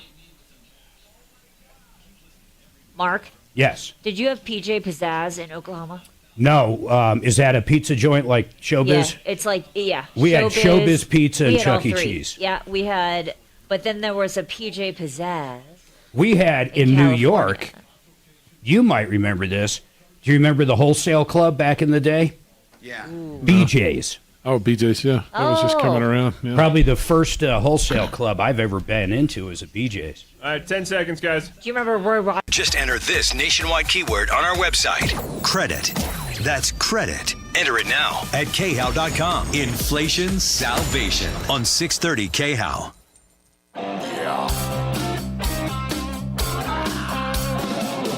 Ripped off, bad news. You need advice so you don't have to lose. We'll come running just as fast as we can. Troubleshooter's gonna help the common man. This is the Troubleshooter Show. Now, Tom Martino. Hey, I'm Tom Martino. Welcome to Car Day today. That's what we call it on Friday when we have discussions about cars, but we can discuss anything. One of the things we discuss all the time is insurance. Compass Insurance Group is with us right now. I have a funny story about them, too. They said the insurance checkup this one guy had showed triple the amount as I believe he said State Farm, but anyway, one of those companies. Anyway, Jeremy, your turn. Jeremy's with Compass Insurance Group. We're going to tell that story later, but right now I have a question for you on insurance. Sure. So this woman calls and says her son's 2018 Mazda 3 he purchased at Champ was in there for window tinting. And someone broke into the shop and stole the car. And the keys were in the car, but that's how most shops do it when they lock the shop. So they took the car. The car was recovered. The car is heavily damaged. Now, according to the mom, Sunny, she's not here right now, but she said the claim was rejected by Dairyland Insurance. And the reason they gave is they did not yet find the thief, so there's no one to go after.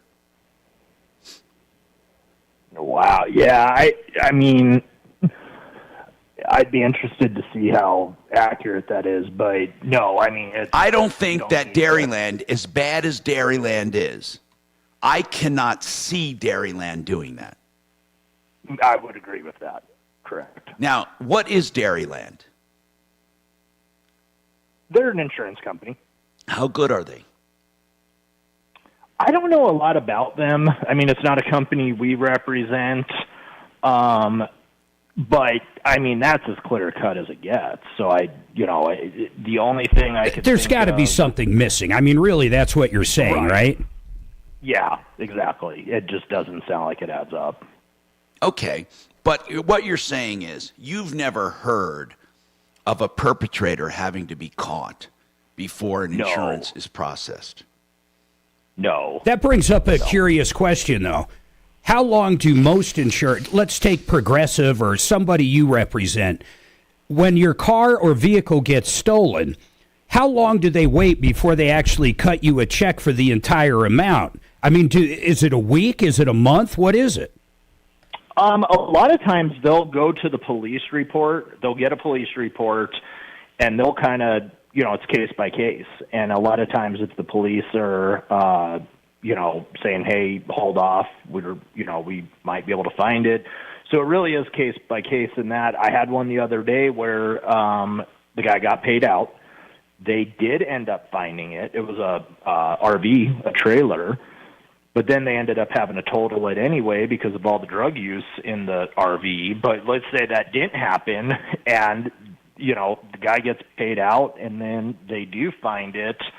Typically at that point, either he could back out of it, get the RV back, get it fixed, or vehicle, or it's totaled, they paid out, and then the insurance company would take the vehicle at that point. That's curious. So, I mean, basically, if it gets stolen in Denver, they might even write you a check that day because they don't try to find it. Or if it got stolen in Douglas County, they might make you wait a few weeks. It depends on where it is, and certainly different counties obviously could be different with that. But there's no good solution, right? Because, you don't want to hold off on a payout. But if the car's found a day or two later and it's not damaged, that obviously paying it too soon can cause a problem too. So it is tricky right now with that. You mentioned, last thing, you mentioned the drugs in that RV case. I'm curious, if someone does steal your car and they're, I don't think anybody's going to make meth in a car, a little car or an SUV. But if they're smoking meth in the car, is it always totaled these days? That's what we're seeing. I mean, I don't know if every company's policy is that, but all the ones that I'm running into, if there was meth smoked in the car, they're totaling it because the liability, and there's just no way to really clean that and make it safe. And isn't that crazy, Tom? Unbelievable. Hey, Jeremy, listen to this one. Last night, Retirement Planning Center of the Rockies had a bunch of people. We're taking selfies with people, and a guy says to me, I went and did the insurance checkup, and Compass came back triple the amount of my State Farm for my home and auto. And I said, there's no way. There's no way. And they said, yeah. He said, yeah. So I start probing, and he said, Compass tried to get me to insure my house for 1.3. And I said, why? He says, because that's what the value is now. And I said, but my old company kept it at 300. And I said, sir, you're not insured. So he's paying $2,000 for no insurance. And I said, you're not insured. You may as well just drop. He said, well, my house is paid for, and I doubt I'll ever have a claim that equals $300,000. And I said, no. That's not how it works. You are literally insured for 1/3 of your value. Actually, less than 1/3. Right. Therefore, when you get, actually, it's probably 1/4 of the value. So when you have a claim, it doesn't work that way. You don't get to have a claim up to $300,000. They're going to take off 75% of every claim you have. Every claim. Correct. I said, so you have no insurance. Now here's what, but I have an umbrella, he said. I said, an umbrella will not cover you until you exhaust your minimum insurance, and the minimum insurance must be adequate or the umbrella doesn't even kick in. So you don't have umbrella coverage either, because he was talking about liability too. And he said, so I said, the reason you saved half going with State Farm or wherever the hell you have is because they're not being honest with you. No, Eddie has no insurance. I say, you're not insured. I mean, we get a lot of that these days, and a lot to specifically with what you said about the umbrella, where I will bring up something and they say, well, no, I'm not worried about it, my umbrella. And people just understand an umbrella is simply extra liability coverage. It has nothing to do with your, and the liability coverage is only after you exhaust the underlying coverage, and the underlying coverage must be a certain threshold. Yeah, like 500,000. Well, right? I don't know, Mark. I don't know what that threshold is. What is it, Jeremy? Usually for most companies, it's 250, 500. So okay, so think about this. This guy literally was walking around with no insurance. So here's another thing he said. Well, if that's the case, it doesn't really matter if the house is destroyed, because he thought he would walk with his 300. Would he walk with 300? Potentially he could. I mean, in a total situation where it burned to the ground, he potentially could. If he's that far underinsured, and depending on the company, it certainly could be something where they invoke some co-insurance, or he'd have. And I said, even if you did, I said, what are houses worth in your neighborhood? And he said about 1.5. And I said, do you understand? And then he said, well, they're simply raising the houses anyway. They're and putting new ones up. They're just doing away with houses. They're scrapes. And I said, even with a scrape, okay, you lose your equity, because I mean, that's what I believe. Exactly. But if your lot, here's what I told him. If your lot is truly worth 1.5 or 1.3, then you shouldn't have insurance. If your house if your house is paid for and it's a scraper and your lot is worth $1 million, why would you have insurance? The liability you would have, right? Of course, you need the liability. But Jeremy, that is a great question. It is a great question. Should I buy? Is there a such thing as just liability? Let's say I have a scraper, and it really is a piece of crap house, and no one would ever buy it except they want to be in the neighborhood and they want that lot. Let's say my lot, and this can happen in Cherry Hills, or something. Let's say my lot is worth $1 million. Can I get just liability so I'm not sued? You can, not with like the standard companies we typically talk about, but yeah, there is a product out there that you can do that, and then add an umbrella on top of it. It's not a traditional standard market type thing, but yes, you could do that if that. Now, if I got just liability on it, I mean, basically, I'm covered for that. I don't care about the house at all. I mean, would I save any money? You could. I mean, I did one the other day that was similar to this, and it ended up being cheaper for him to just do a $50,000 deductible. was actually going to be cheaper than any kind of just liability only type thing, because you're basically insuring, so he'd still get some coverage, because even if you are going to scrape it, it's still better to have them pay for it if something actually happened than you actually having to pay for it. But you can get, if you did like a $50,000 deductible or something crazy where you're clearly only using it for that For the worst case liability. scenario, those are pretty cheap. And Because so you might liability as doesn't well- have a deductible. It would not have a deductible, but you'd have no property coverage. So Right. if you look at what But Mark, this is the very liability first policy time on this show in 45 years that we have ever discussed this. I have never discussed I love it. a house that's a scraper on a lot worth $1 million. But so this guy, so I told him, I said, if truly your lot is worth that, then don't.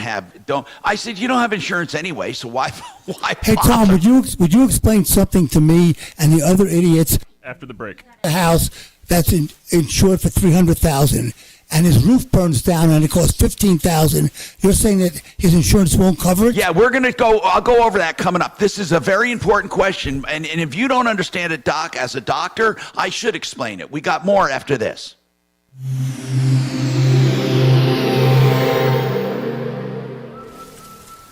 Getting your guaranteed maximum refund with TaxSlayer feels like saddling up and chasing down. Look at that sweet moolah! That big old cash cow. All right, 10 seconds here, Tom. Look at all that money! File for free with TaxSlayer Simply Free and get your guaranteed maximum refund. TaxSlayer. File fearlessly.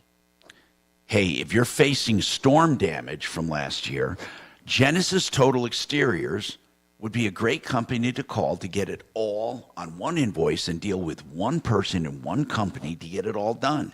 Everything from the roofing, soffits, fascia, gutters, siding, windows, doors, decks, railings, outbuildings, painting. Genesis Total Exteriors does it all, as the name implies. Honesty, integrity, and dealing with insurance. GenesisTotalExteriors.com.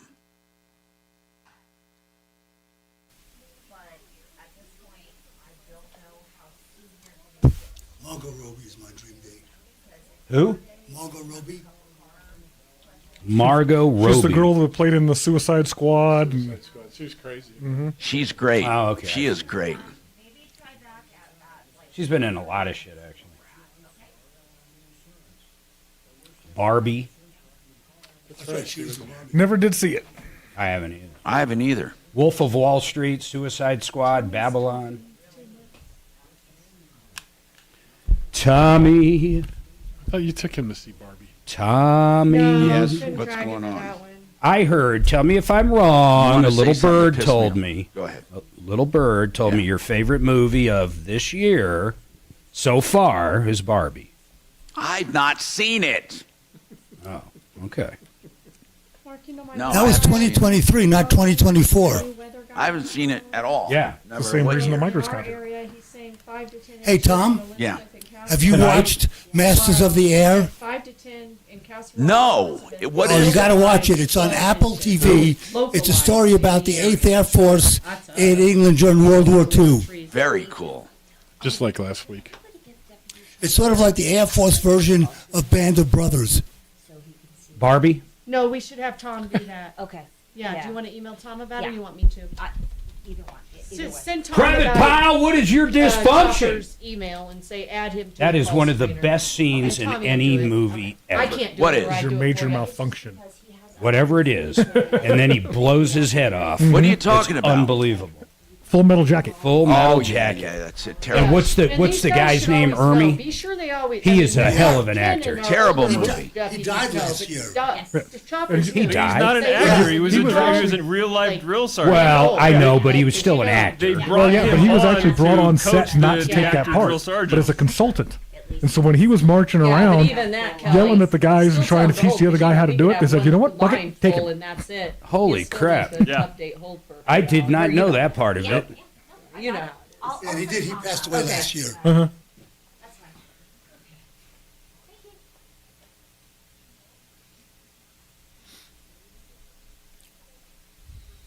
Can't use all caps, Doc. Why not? It's yelling. Well, because no one can see it. It blocks you. No. Does it really? Yeah. You can't see what I put in there? I can because I'm me. No one else can. No one else can. Like, look at Kevin's screen if it's up. It's simply not there.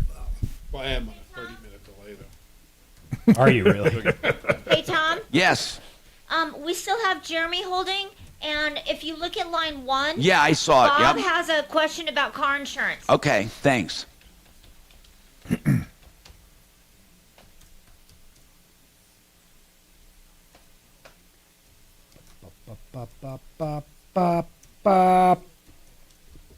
We're going to get 12 inches of snow. Man, it started snowing early today. It did. It's stopped It looks now. nice now. It's sunny out here. Oh, it is? Yep. He It was can't sunny tell at he's my in house. the basement. It was sunny at my house in Lakewood when I left. We had snow. No, I drove into it coming through. Yeah. We had snow in Franktown, and then after Castle Rock, there was no snow, and then when we got to the tech center, snow. Yeah. It was ornamental snow. It was very little. What's your sleep number? Usually around 9:30. I'm more of a 11 o'clocker. Get up around 4:15. Doc, what's your hat say, man? Oh, it's the name of a golf course. Oh, the Sanctuary. Yeah. Down in Larkspur. Yep. Yeah. I played that a million years ago. You ever play Perry Park? Yeah. Public course? No, it's private. I have not then. Crazy It's course. a great course. Hey, Mark, Where have you is ever it? heard of Guard and Grace, the restaurant? Garden Grace. No. It's supposed to be the best steakhouse in Colorado, in the best in the country. We don't go to those highfalutin places. I don't even know what it is. I've never been there. Guard and Grace. Let's Look see it where up. it's at. Guard and Grace. Oh, it looks gorgeous. Yeah. Tomorrow's National Pizza Day. I thought it was today. I think it's tomorrow. I think. Hold on. Unless I'm reading a day-old story. Garden Grace. Let me look. No, it's tomorrow. Garden and Grace. So 10 I can seconds. have Meals on Wheels tomorrow. It looks actually it looks .com. 630 KHOW, an iHeartRadio station. By the way, they arrested that moron from Texas driving from Colorado Springs to Denver in 20 minutes. Did you know they arrested him? I don't even know what you're talking about. Well, some guy, there's a YouTube video of a man driving his motorcycle, and he made it from from Colorado Springs to Denver in 20 minutes. The entire 20 minutes was put on YouTube. Can you believe it?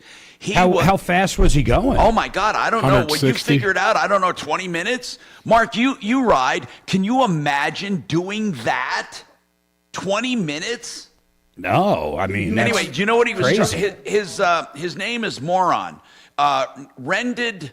No, I don't want to insult my YouTube guys. He's not a So moron. wait, he never got he got arrested after the fact when people saw the YouTube. Yeah, because he posted but it. no one knew who he was. I don't even know how they identified him, but they did, and they went after him. So his name is Rendon Ditzman of Texas. Dietzmann, Deitzman. Anyway, he was charged with menacing, engaged in speed contest, reckless engagement. By the way, that's called racing, engaged in speed contest. So menacing, racing, reckless endangerment, reckless driving, speeding 40 miles an hour over the limit. He was probably more than that, too. Engaged. Well, that means 40 plus. I think that's the biggest ticket they can give. Listen to this charge. Exhibition of speed. Wow. And then the other one, no license plates. Listen to this, man. So back in the early 2000s, I had a good year in Castle Rock, and every night on the news for about 2 or 3 weeks, they'd show this motorcycle guy being a complete idiot on the highway. He would go right up next to a cop and either pull a wheelie or do that opposite where the back wheel comes up and just make fun of the cop, flip him off, and take off. It was happening every night in Castle Rock for a few weeks.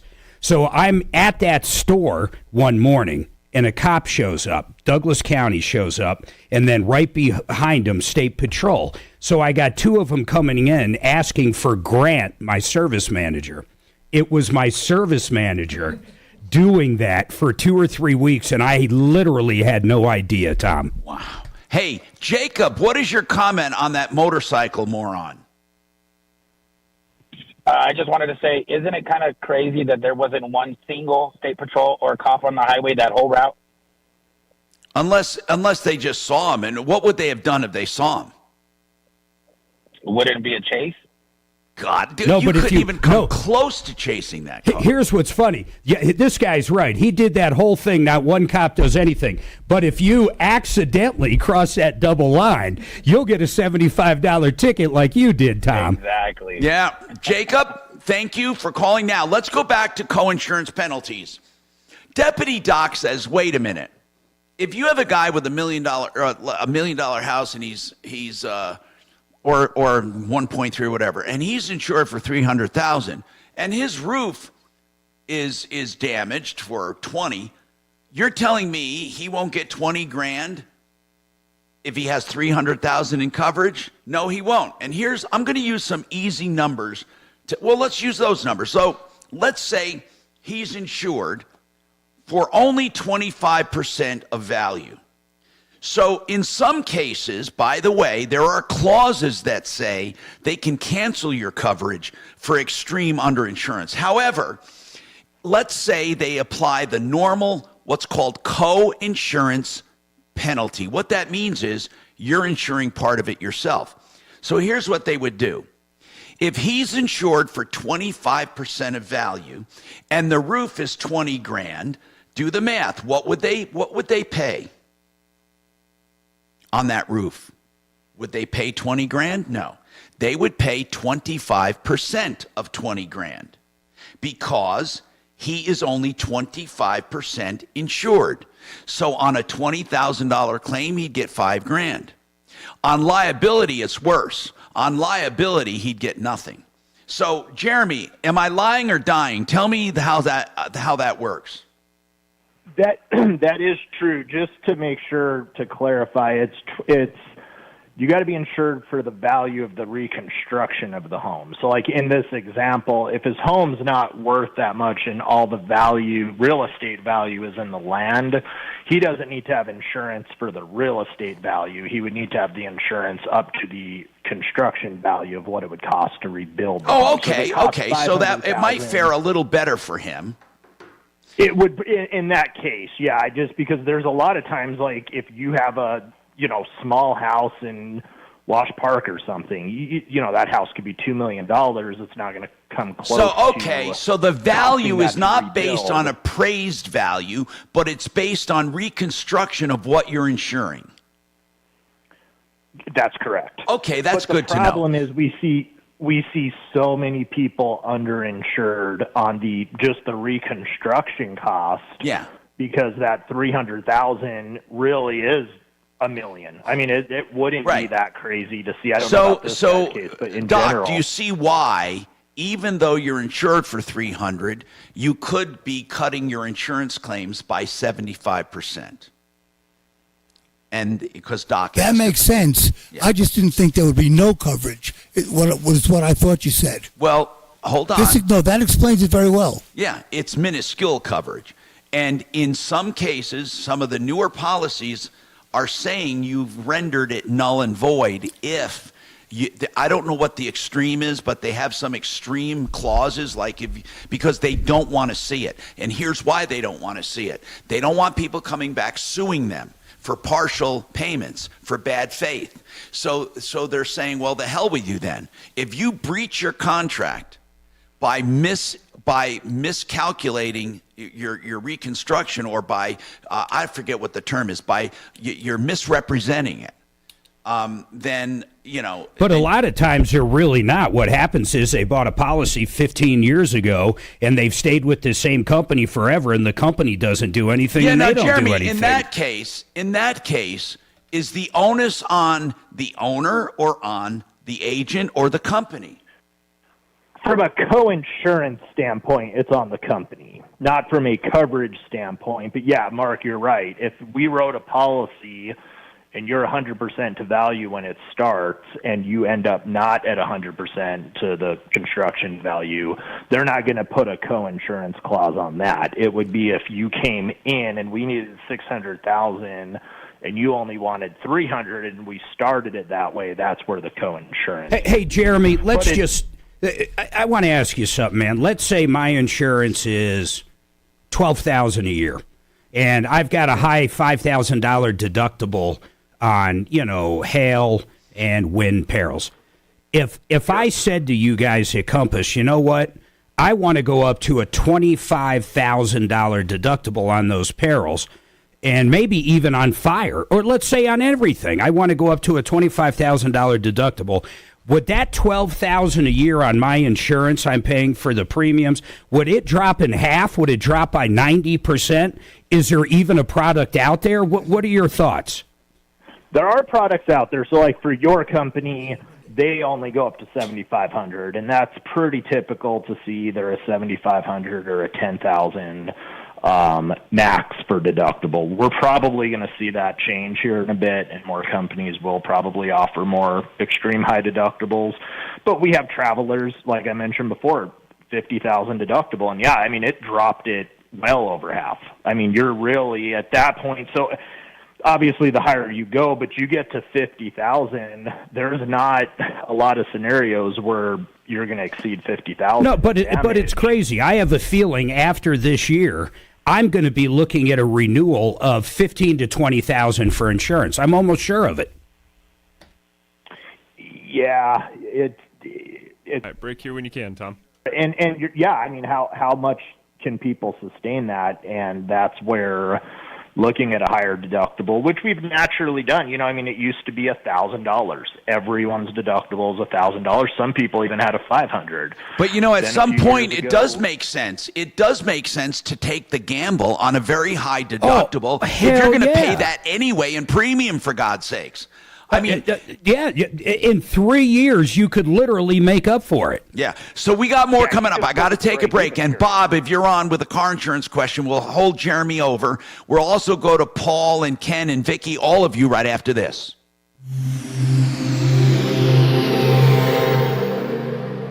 This is Denver's Talk Station with Tom Martino now. Leland Conway at 2, 630 KHOW, Denver. Now, Impact Traffic. This report is sponsored by Our American Stories. Some normal Friday afternoon slowdowns throughout the Denver metro as we hit that 1 o'clock hour. I-25 southbound showing speeds in the 30s and 40s between I-70 and Spear. For folks heading through Commerce City, I-270 westbound, some usual stop and go between I-70 and Vasquez. Further east, I-70 eastbound, you're going to see speeds in the 40s and 50s starting at Havana all the way to Pena Boulevard. And for folks leaving DIA, Pena Boulevard southbound, some stop and go at Tower Road. Fox 31, pinpoint weather, scattered snow showers later today. Blue skies at the moment throughout most of the Denver metro. High 43, overnight low of 25. The current temperature in Denver is 41 degrees. With your Impact Traffic and weather, Mark Swan, 630 KHOW. This is Lee Habib, host of Our American. 10 seconds, buddy. Next episode, we'll have the story of how railroads created our time zones. You won't want to miss the next episode of Our American Stories. LazyDays.com, your RV authority. If you're looking for a new or used RV of any kind, any size, including beautiful Class A motorhomes or Class Bs, Class Cs. And here's the deal. They have bumper pulls, pop-ups, whatever you need, they have at great prices. And here's what's best. Great trade-ins. Give them a call. No, you don't have to give them a call. Go to LazyDays.com for one near you. LazyDays.com. And I'm pretty sure that they knew me just from the show. And I think that might add something to do with it. I didn't say Jack, but she made the comment, or he did. There was two of them, like, oh, we listened to you. And I had everything from Frank Duran doing comps, but out where I am, well, you were out in Elizabeth, I was reaching into other counties to grab comps. There isn't. Every house is different out there. It's ridiculous to say, oh, well, this sold for that. Well, who gives a shit? least you got some reduction. There were stories of guys on the Eastern Plains who bought retirement properties, basically to buy one place for cash and just stay there. Yeah. And they contested it and actually raised it. I was a little afraid of that, to be quite honest. Yeah. We agree it's not accurate. It's so expensive to live here. There was some fucking moron on YouTube yesterday going, "Oh, the economy's doing great." No, I'm like, I don't care about job numbers and stuff. When inflation is 20 to 30%, and just to buy your first house, God bless these kids now, or these 20-somethings. How do you go get an 8% loan? And right now, insane. most of them are asking for 20% now. Yeah, which they don't have. Yeah. So it's just crazy. But this guy's like, "Oh, the economy's great." It's bullshit. The median house you're inside. looking at indicators that are broad. You're not looking at, it's the same thing as everything. Anybody with $1 million plus net worth is doing tremendously. Well, the rest of the people who have to scrounge to buy a dozen eggs and a loaf of bread, they're getting crushed. That's what I said about the property taxes. It's like, to me, it's an irritant. It's bullshit. But It's there's still people nothing. like that changes whether they're going to vacation that year or whether they can help out with the kid's wedding or whatever. I mean, there's like real impact on fucking people, but they don't. But it's still nothing they don't give a compared shit. to other areas. We're talking about Schenectady and Yeah. Scotia. My kid's little place up there it's $7,000 a year for an 1,800 square foot. That's a ripoff. 3+2. That's crazy. That's what it is. $700 a month. What's up, dude? Who? I would. That's all I'd put in it. Hey, Kelly. Hell yeah! Make sure you Get me Get me the email for Chopper, the one he wants to use for this I access. just texted him. He's sending it to me. All right. Call up and check on your vehicle. See what they say. I didn't have time to call. Let me know. Later, bye. Yeah, that's ridiculous. $7,000. That is like prior to the taxes and shit. Well, mine was a little higher, but right around there. 6,000 square foot on 5.5 acres. Yeah. And I was there. Yeah. And I guarantee they've got a little lot and shit. $7,000 is outrageous. Yeah. But that's the norm in that area. Everybody pays it. Jersey's the worst. Yeah. I got one of my best But friends. they were able to write off half of it on their income tax before Trump cut it. Yeah, 10,000. That sunsets this year, doesn't it? Or is it next year? They'll probably redo that. I can't imagine they'd let that tax revenue go away. Well, that's just it. I mean, basically, the rest of the country's paying to offset their property tax. Big time. Yeah. Well, it was that way. Now we're all getting those high property taxes. We had one guy call up, "Hey, Tom, you remember that?" So in California, if you've lived there long enough, I don't know when the year was, you're locked into this like 3% of property taxes. You're grandfathered forever until you move. In fact, I think you can actually pass it down to a family member and they retain that tax rate. So we were saying how high their taxes are. This moron calls in, and his example is himself because he's grandfathered in on this 3%, but that's not anybody else. Hey, Tom. Yes, sir. So listen to this. I'm looking at that steakhouse you're talking about. This really pisses me off, man. There's no prices. Yeah, Well, there is. There's menus. I saw the menus and prices, but I saw the menus, but I didn't see the price. they had something I was interested in. They had like a wine pairing dinner coming up, okay? Which we're not in town for. Pass the sniff test. So, but listen, in Texas, they have two locations, one in Texas or Houston and one here. The one in Houston, for the same menu, same food, same wine, $125 per person. $125. The one in Colorado is like $300. That's weird. I just have no prices on here. How much was it in Colorado? $300. I'm going back to it. $275 plus tax and gratuity. Yeah, $275. And look at the one in Texas, $125. Same thing. Oh, they have a restaurant called Hashtag. Do they really? Hashtag hash pound. 10 seconds, guys. 10 seconds. Or Biden's own Justice Department confirms that we have a mentally incompetent president who literally cannot remember when he was vice president. Will he be removed? When and how? Join me at 4. Hi, Tom Martino here, 303-713-TALK, 303-713-8255. welcome to the show. Let's do whatever we can to help you, and we will continue to help you. So this is a really busy day today. Let me get to the phones here, and we're going to continue with let me just, geez, I can't see this damn thing. Hold on, there we go. I'm trying to find, okay. Bob, you have a question on car insurance. Go ahead, Bob, welcome. Yeah, good afternoon, Tom. Yes, It's been sir. a couple of years since we've talked. I'll try to be pretty concise here.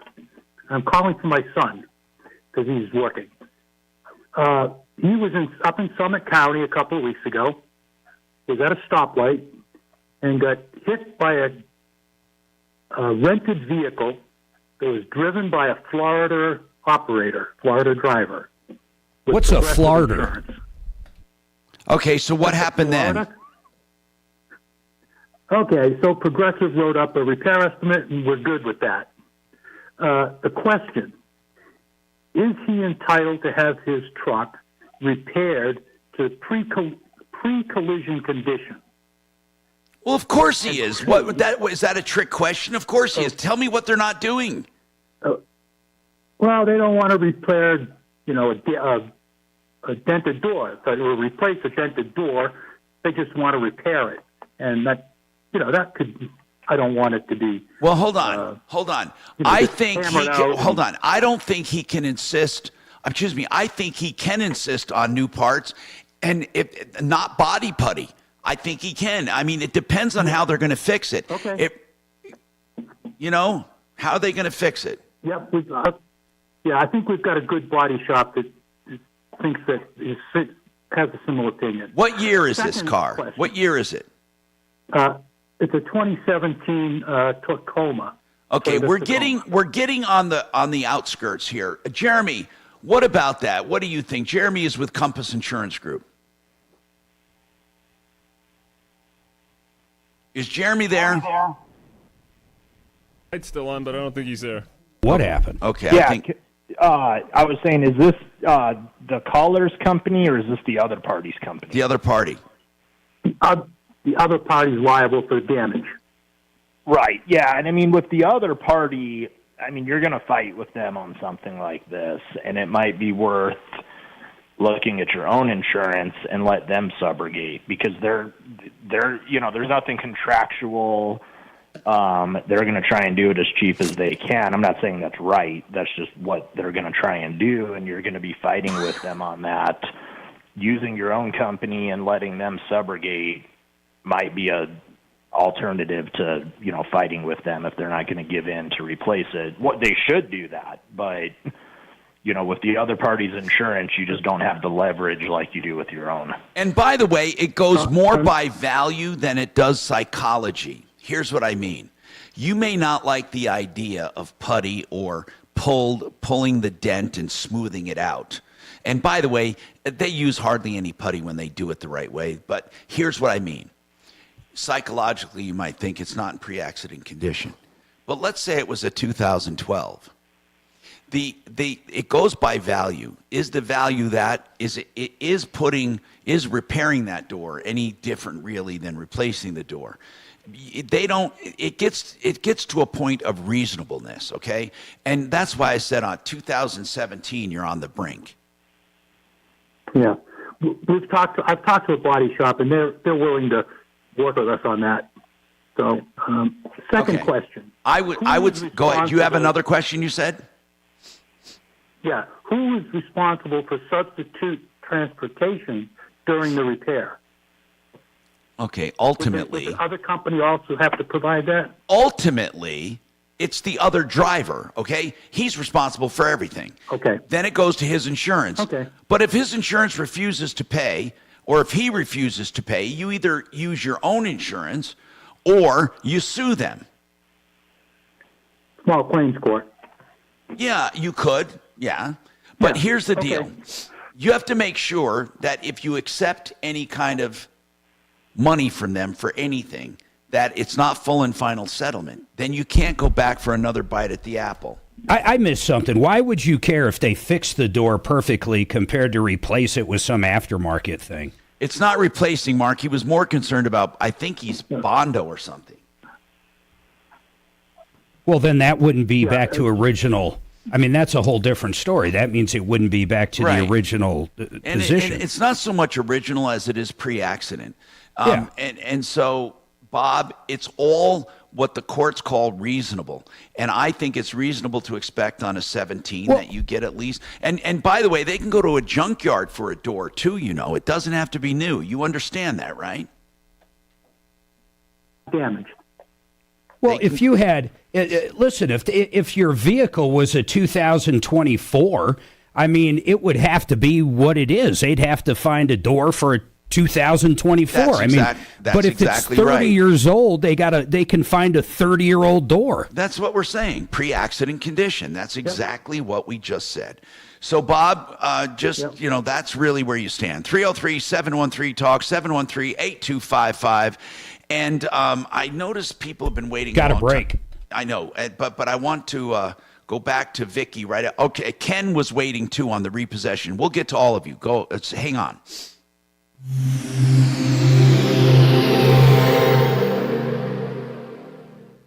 Now, Impact Traffic. This report is sponsored by Indeed.com. Some normal Friday afternoon slowdowns throughout the Denver Metro as we hit that 1 o'clock hour. I-25 southbound showing speeds in the 30s and 40s between I-70 and Spear. For folks heading through Commerce City, I-270 westbound, some usual stop and go between I-70 and Vasquez. Further east, I-70 eastbound, you're going to see speeds in the 40s and 50s starting at Havana all the way to Pena Boulevard. And for folks leaving DIA, Pena Boulevard southbound, some stop and go at Tower Road. Fox 31, pinpoint weather, scattered snow showers later today. Blue skies at the moment throughout most of the Denver Metro. High 43, overnight low of 25. The current temperature in Denver is 41 degrees. With your Impact Traffic and weather, Mark Swan, 630 KHOW. New year, new hiring needs? Indeed's end-to-end 10 seconds here, buddy. backed interview and hire candidates all year round. Schedule and conduct virtual interviews right from your Indeed dashboard. Learn more by visiting Indeed.com/credit. Frank Duran, therealestateman.com. If you're looking for the best when it comes to listing your home and getting it sold, consider his track record. Not bragging, but actual facts and figures, selling for more money than the market average, faster than the market average, and selling more than any other agent around. And that's what you can depend on with Frank Duran, therealestateman.com, 303-920-1622. Flashing red light. And they would think they're smart. How did you find me? One of your family members called. That's how you fuck with people. How'd you find me? Well, I'm not going to tell you who, but one of your relatives called. That's a crazy business. Shit, we got a guy in our neighborhood. He's always cool, always waves to us, and I can't think of the name, but you can tell he's got one of those trucks that I guarantee he could pull up and have you be towing you down the road in a minute. I mean, it's one of those. Did you guys have those? You know, it just depends on what it was. I had a guy who was doing a lot of repos for me that he repoed without a truck. Yeah. Oh, he would go steal it. He'd have keys. Well, he would meet people somewhere. He'd come out with the green bar paper, the computer paper, and it's like our business is refinancing people before they go to repo. It's expensive. You may not qualify. Well, we gotta see the car though. So we gotta bring the car. It's gotta be running. It's gotta be in good shape. He goes into the restaurant with the people. Let me grab you a cup of coffee. Let's figure this out. With his partner in the parking lot. Already gone. Damn.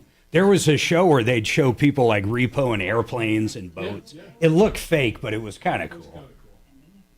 We used to just cut keys, like if we had done a payment plan for somebody or something. Yeah. We'd cut a key and be able to do that. Yeah, but now it's programmed keys. I mean, you can't do nothing. No, my guy JJ, man, I've told you both about him. I had a bad check or anything. This guy, no questions asked. He would, if I knew where the car was, I would have the car back at the shop. And the people we're talking about, they didn't have money to sue me. And none of it fucking mattered. I had the car. I had the possession. Yeah, I had one guy contest it. We were in court. He says, Your Honor, he brought it into us for a leak. We fixed it and realized he owed us money. How else we got to get a key? I'll come back on and just verify with you that you're good for Monday. Thanks for calling Troubleshooter Show. Please hold a moment. Thing is, you don't want to do that. Just, I did the work, just pay me, we're done. I know, it's so stupid, man. And then to really ever do anything with the car, that's where the hassle begins. Oh, yeah. But most people, once you have their car, they pay up really quick. Mm-hmm.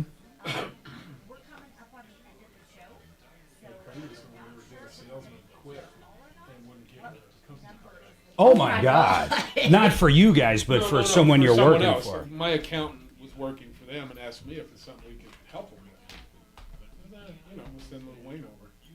And we just kept waiting, driving by. And one day I was with him, and the guy's hosing his driveway down. You can see the car behind the stack of boxes in the garage. And he grabs it, come here. Hey, big deal.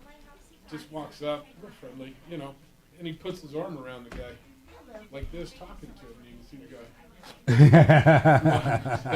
And then they walk in the garage and start moving boxes. What is that? Did my phone accidentally? Oh, my phone accidentally started the video. We charge enough to ask for that one in case we did get sued. Nah, it's a good biz, man. It's crazy. There's too many whacks out there. Well, maybe nowadays. No, there's a kid got shot down in Liverpool probably in the late 80s. He made the mistake and stopped at the stop sign at the end of the block. The guy caught up with the truck. Yeah, young kid too. That's crazy, man. Thank you, mister. Yeah, I guess you're right, man. People kill people over stupider shit than that. I got to go back to Ken. He's been waiting.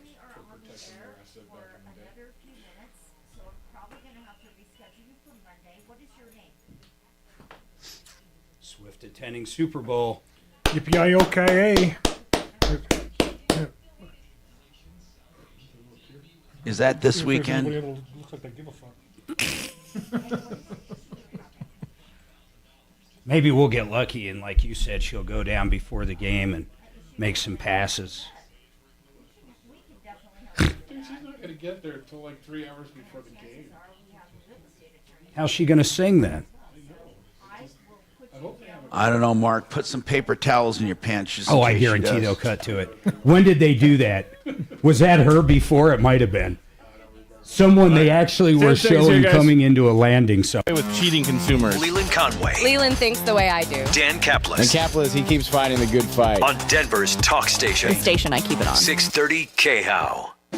Really quickly, I want to go to Ken. Ken, listen, man.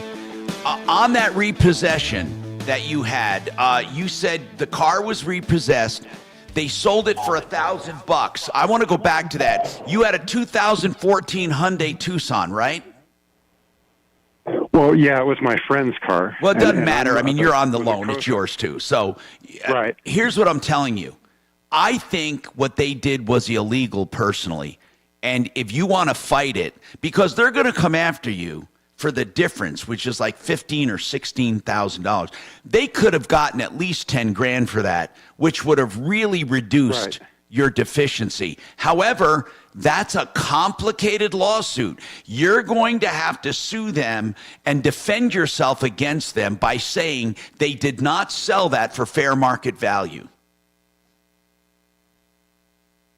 Okay. Sue the credit union, you mean? Yeah, you're going to have to sue them for not following, the proper procedure. They're supposed to sell it at auction at fair market value. I have a feeling they sold it for Do we even know if it ran? Yeah, the car itself could have been a piece of crap. Yeah, I mean, do we know if it actually ran at the time? No, I don't. Okay. I mean, I'm just saying, it could have had a seized engine. Anything could be going on. Well, I know it was running. It didn't have a seized engine. Oh, you're right. You're right. If it was there for a problem, it could be that it was only worth $1,000. I'm actually, that's actually true. That could be. But listen, you got I'm just legwork, saying, man. I'm just saying that the other calls we're going to have to take. I'm sorry, we ran out of time. Kevin Calkin, SheridanAutotech.com, Jeff Vick, and he's with TransmissionsDenver.com. Don't forget, you can call 303-MARTINO 24/7. Leave a message. We will get back to you. I'm so sorry we ran out of time, but we just did. That's 303 Martino. Save all your problems for me.